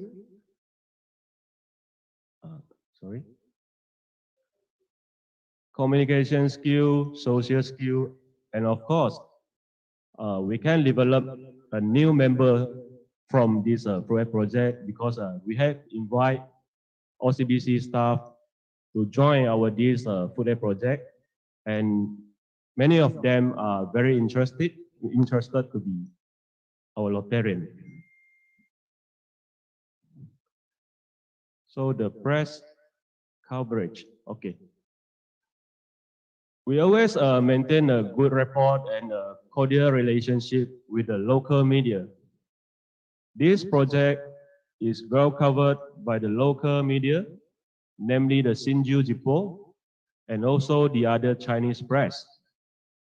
So the media has publicized our Rotary Club as well as OCBC project extensively, and it has certainly enhanced Rotary public image as well as OCBC branding. So we have to thank you, OCBC, to give this 20K for this food aid project. Slide. Okay, before I end my presentation, let's go through a 3 minutes quick video presentation regarding our food aid project. 我觉得很感动，因为所有的舍友都充分的发挥了我们的同仁的精神。因为我们在这场活动里面，我们所用的 resources 都是通过我们的舍友们的专长，就是他们的 profession， 就是舍友们有提供 transportation 啊，然后会电脑的人就会在 IT 上下一些功夫，然后我们大家都很齐心协力的用各自的专长来把这一场活动办得很成功。感谢 OCBC 在这一场活动里面跟我们的配合，让我们能够帮助更多的人。自从在3月18号之前，我们接到消息说有这样子，无论是全部的群的情况，我们马上做一个很大的调整。我们本来是有对教育啊、可能还有其他方面的活动的计划，一时之间呢，我们马上要用零破的能力，变成了就算没零破，在这一次的游戏，我们也是要做一些。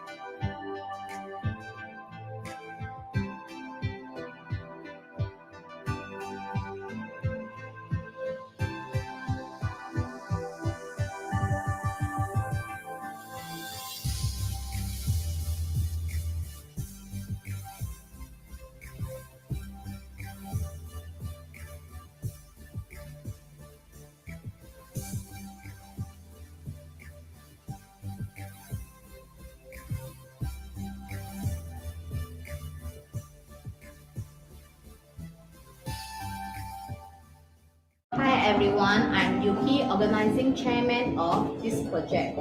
First of all, I would like to thank OCBC Bank for collaboration with Rotary Club Batu Pahat in order to provide food aid to the needy at these difficult moments. Thank you for all the committee's members and fellow Rotarians. Aside from that, we would like to thank you for all the donations and sponsorship from Rotarians and supporters. Thank you very much. Stay safe and stay at home.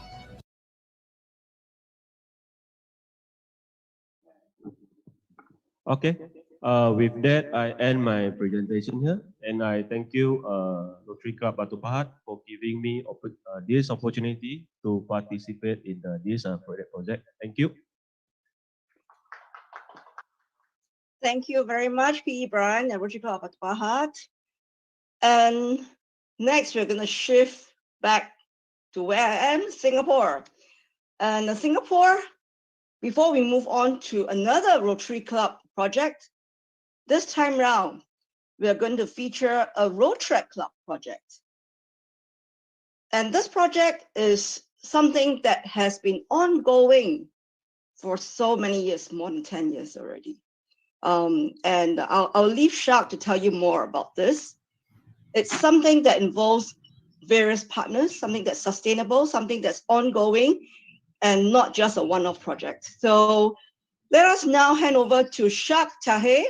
He is the president of the Rotary Club of Northwest, which is a community-based Rotary Club.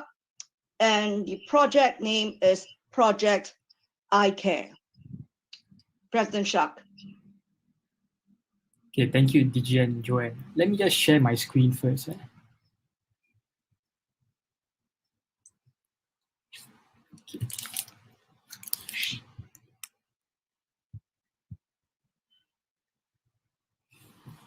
Okay.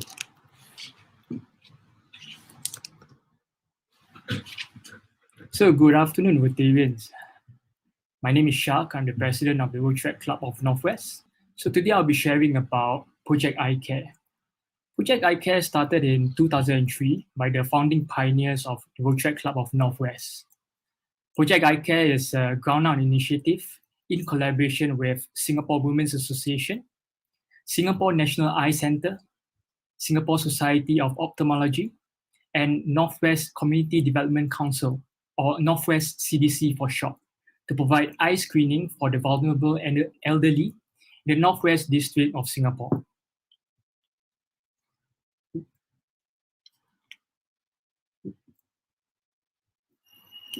Perhaps I can share a bit on the background of our Rotary Club.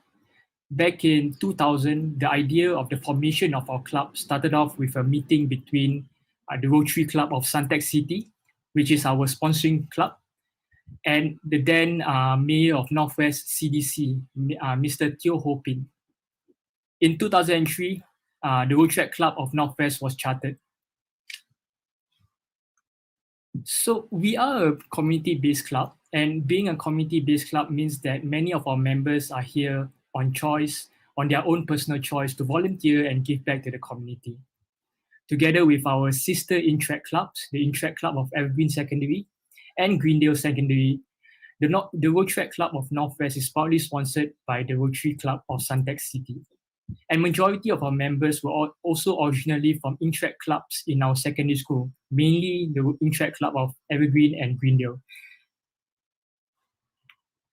So for Project I Care, it really came about from an idea where the club and the pioneer members really wanted to focus on something which is often overlooked by everyone, which is our eyes. And in Singapore, we experience very high ultraviolet levels on average all year round. And according to eye experts, our eyes are often neglected when it comes to protecting them.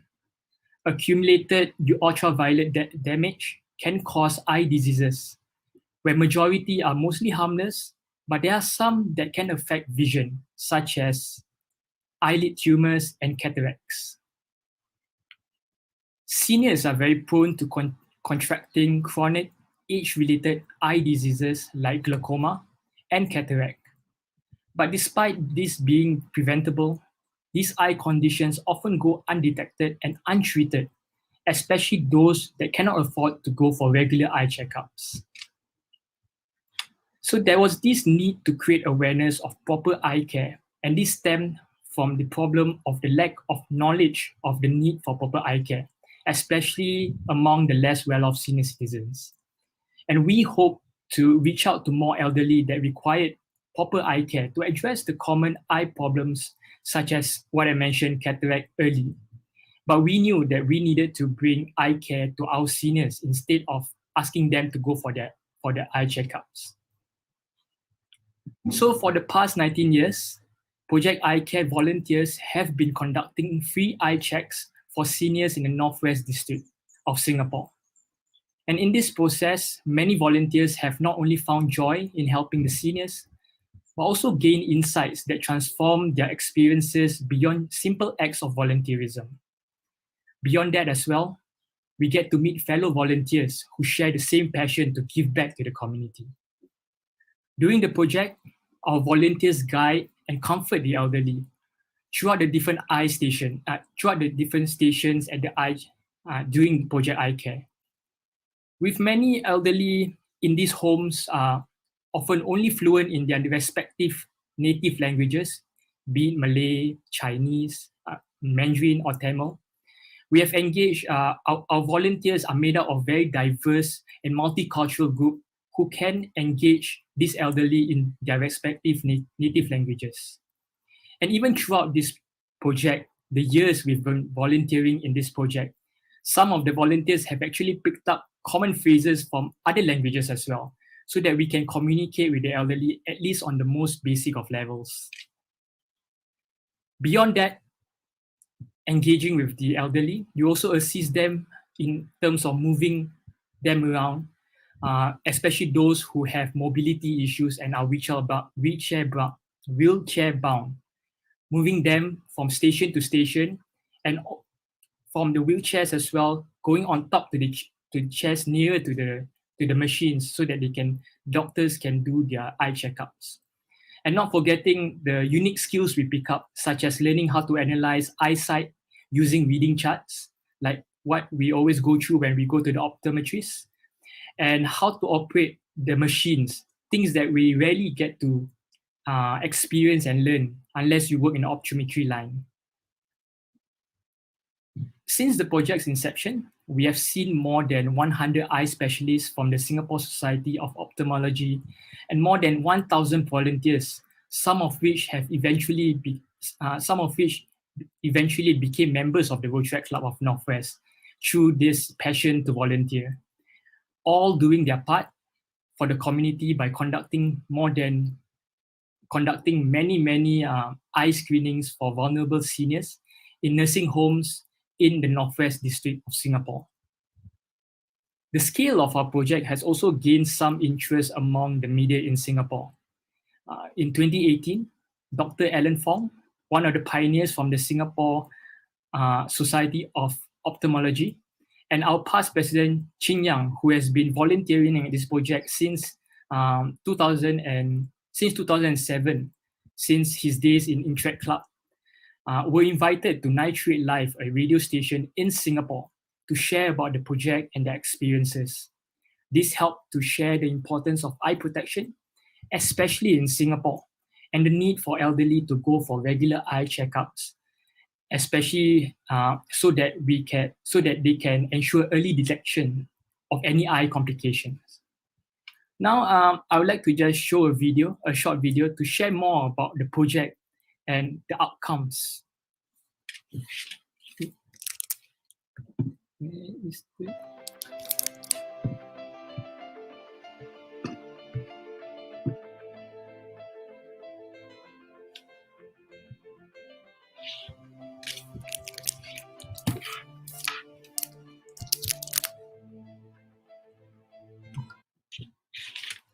No, sorry, I think there was.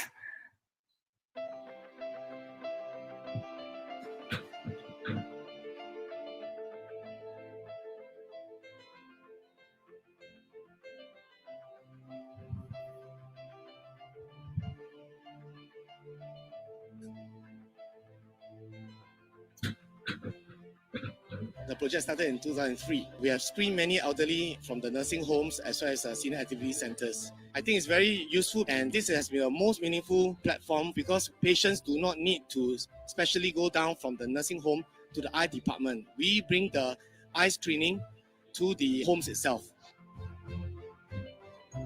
In a nursing home, it's difficult to bring residents who are wheelchair bound or bed bound to get their eyesight done. We are very grateful that you all have been coming in very regularly. I also want to thank the doctors and the volunteers who came in.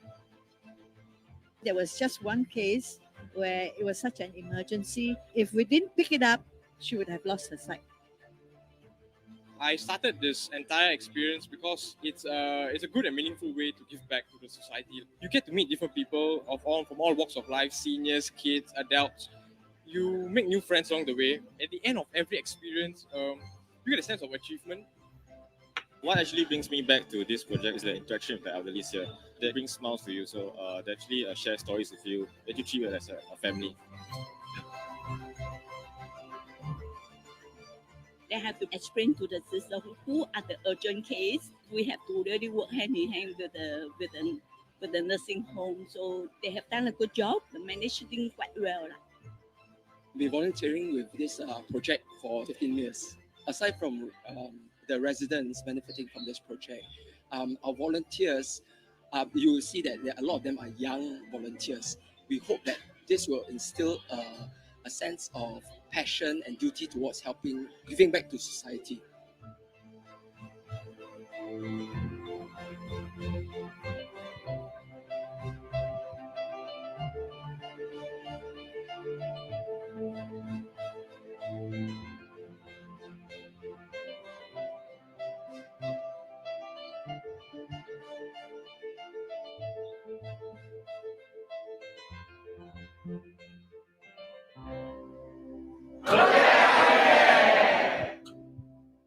Yeah.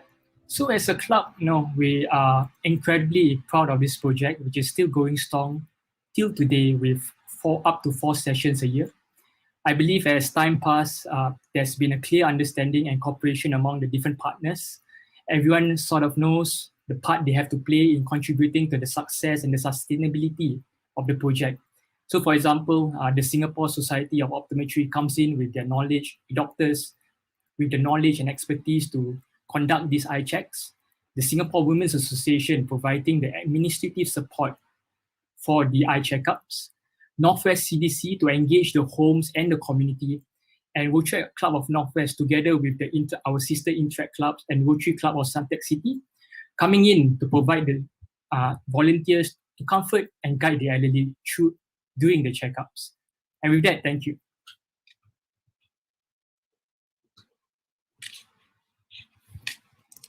Thank you very much, President Shaka, and thank you for all the wonderful work that Rotary Club of Northwest has been doing all these years. And it's great to see the whole family of Rotary from Interact progressing on to Rotary, and hope one day a number of you will start to join Rotary as well. So the final project to be showcased, and that's in Singapore by the largest club here, Rotary Club of Singapore. And the project is Mutual Harmony and Harmony of Music. And this will be presented by Rotarian Dr. Irina Franken. And she's now actually in New Zealand. So Dr. Irina, over to you. Okay, thank you, John. I just will put my, where I am here.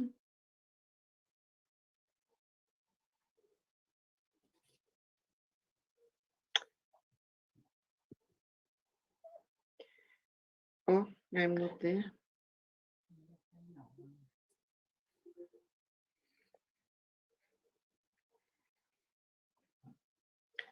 Yes, good evening. I'm the last one, and my project is not really complicated, but quite comprehensive, actually.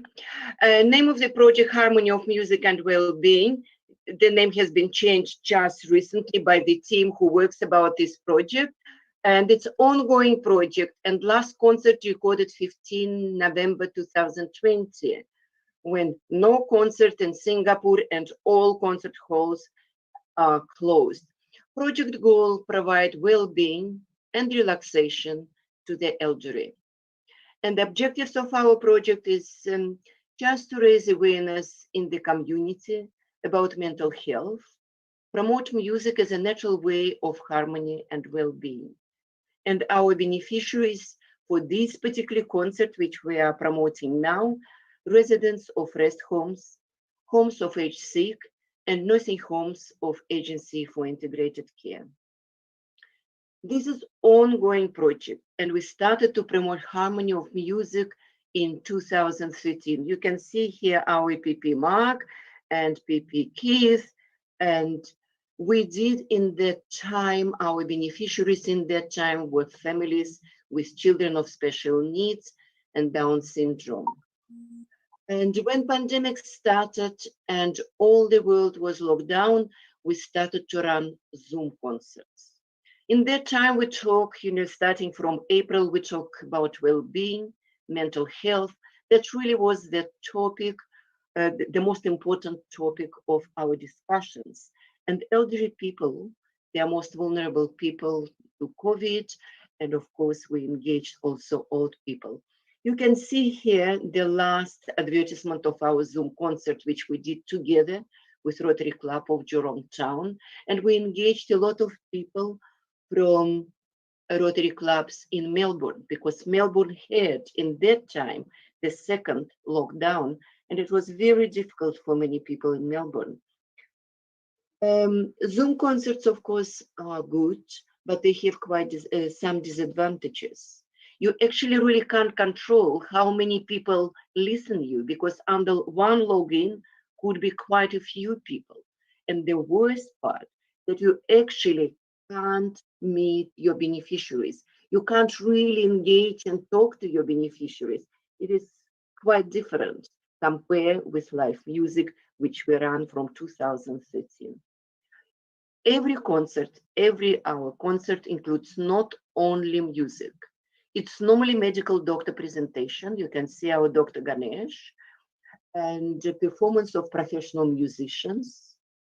And our professional musicians are from Singapore Symphony Orchestra, and from SOTA, and from Conservatoria. And very important, and that is really important point, that every concert, young, talented musician also performs. For them, it is some kind of step up to perform in front of other people. And as I already mentioned, to meet your beneficiaries before the concert and after the concert is very important. That's where you have feedback. That's what you feel, how actually the concert went. And it has really had impact on the families and sometimes to elderly people or to mothers. Our concert also includes visual art and poetry during the concert. And that's what, when we started to think about promoting concerts in rest homes, we thought if people start to sleep during classical music performance, they actually can wake up when visual art is going on and when the poetry starts.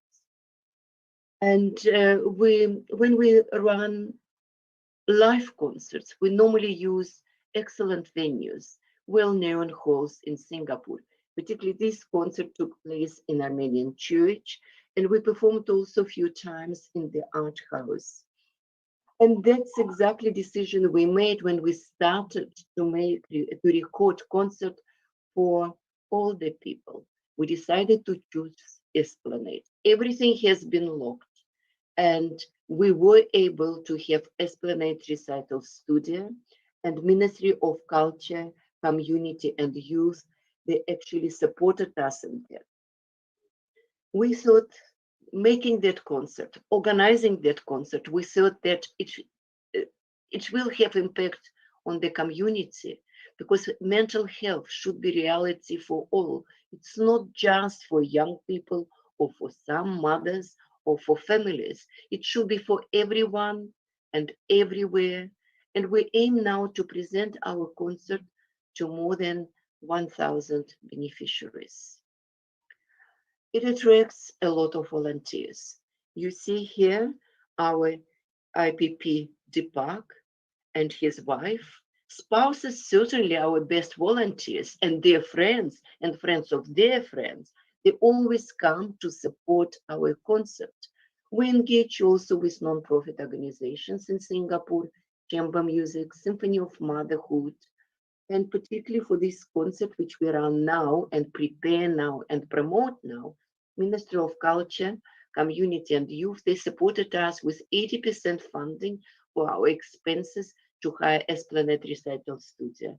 That was a surprise for us. And actually that surprise was very positive surprise, because we thought, obviously, what we decided to do is really good things to do.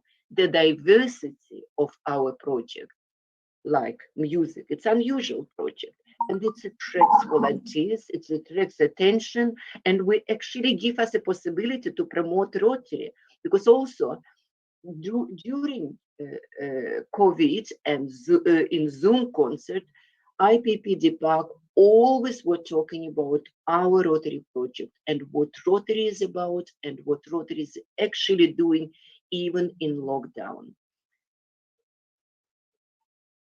Media coverage. All our Zoom concerts are on our YouTube channel of our Rotary. That also gives promotions of Rotary in a very nice, polite, and funny way when music goes and when nice performance and nice poetry goes through the screens. What has to be done now? It is, as I said, it's a very friendly, very nice concert, but it requires a lot of attention.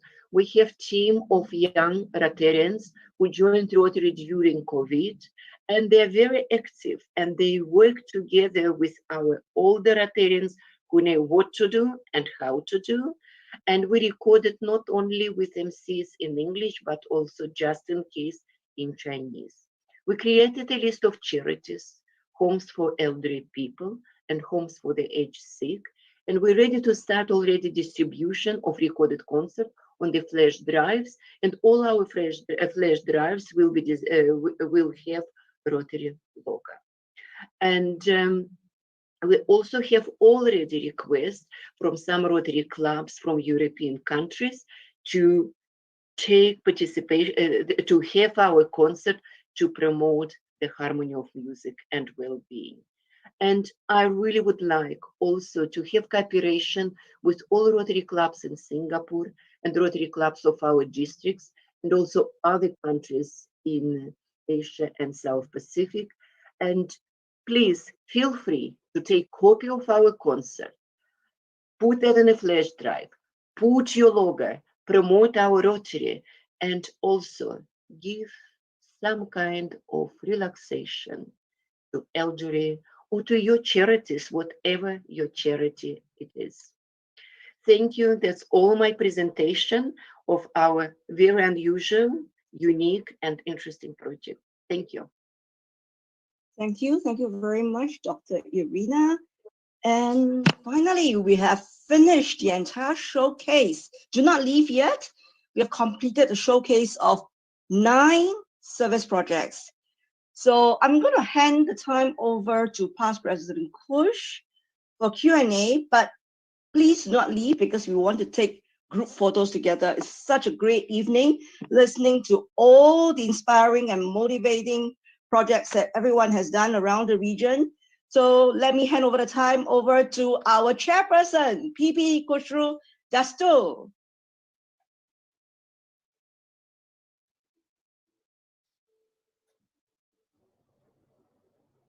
Hello. Am I on? Yes. Hi. Wow, great presentations, excellent stuff. More interesting was the passion and the intensity with which some of the presenters delivered the project. You can see when they are personally so involved in the project, they are so intense about it. And then to see the young Rotaractors running around doing all the stuff related to their I project. While there were a lot of compliments on the chat group, I mean, everyone was talking how great the presentations were. I don't see any questions. There are no questions. So please feel free to, does anybody have any questions? Please speak up. You can unmute yourself and talk.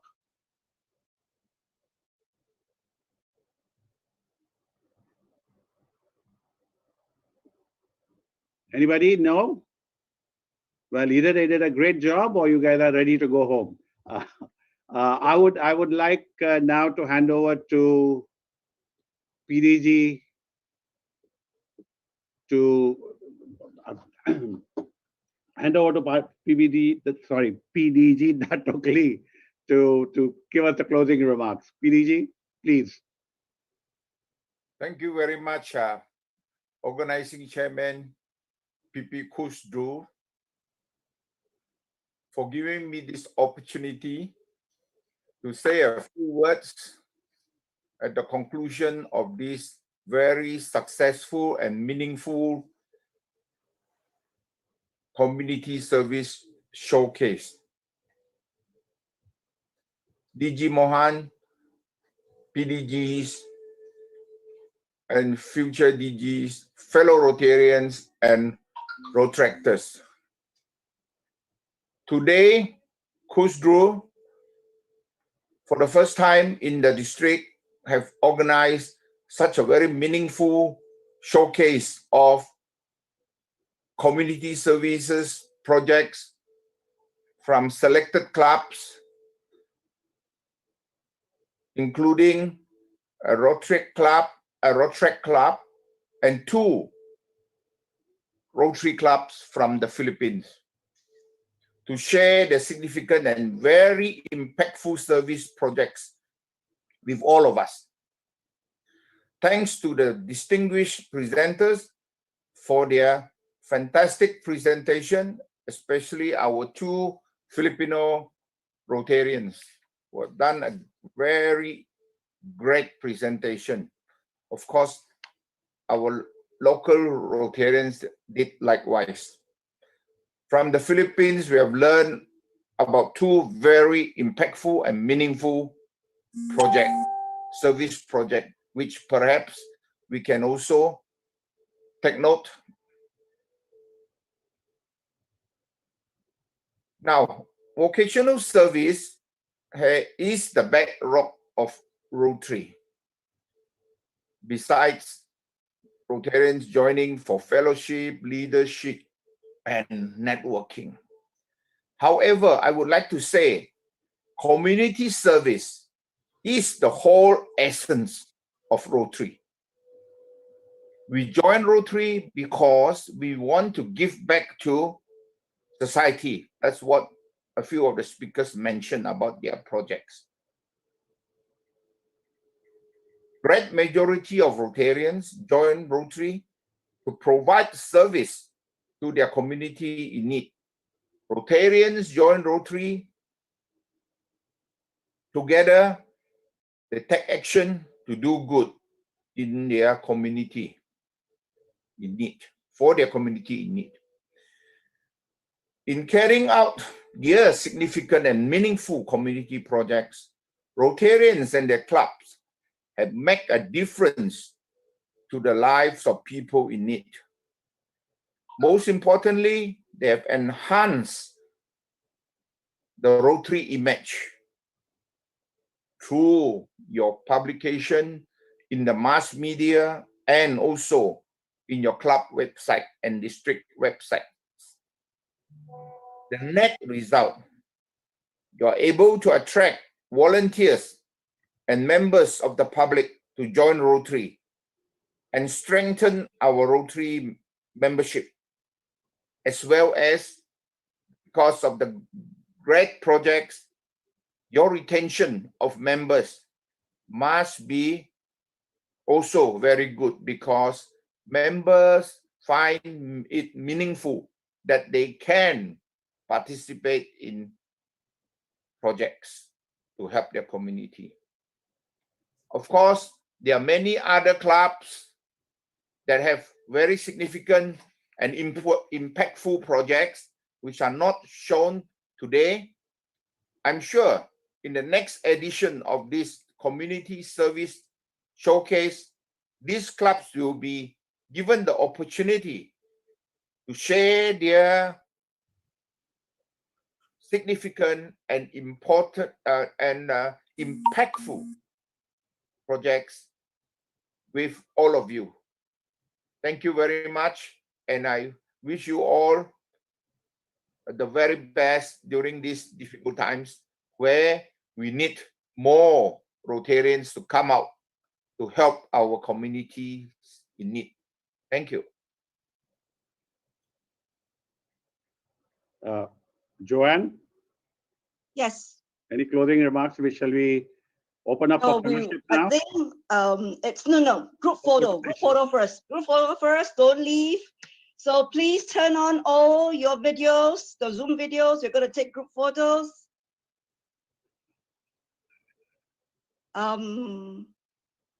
Tech support, can we just remove the slides? Okay, and remove all the spotlighting, and then we'll put in gallery view mode. Yeah. I'd like to request to refrain from chatting so that we don't block. Yeah, so don't move someone's around, just stay put for a while. We have about 4 pages. Wow, it's really fantastic that we still have more than 100 people online right now. Wow. Thank you for staying on till the end. Okay, so smile because I do not know which page you're going to be. So just continue smiling and, okay, the first one, smile.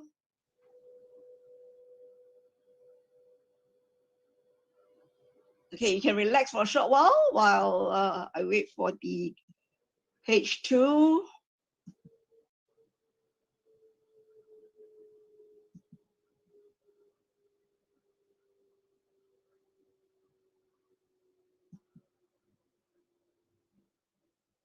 Okay, now page 2. You may not know which page you are. Just now smile. Yay.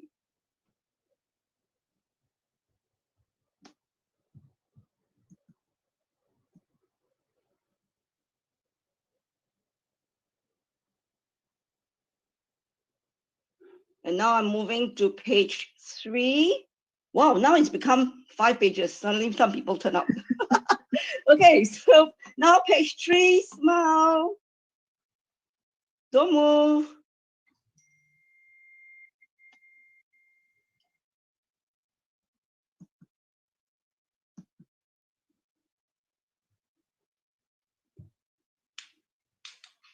And moving on to page 4. Smile.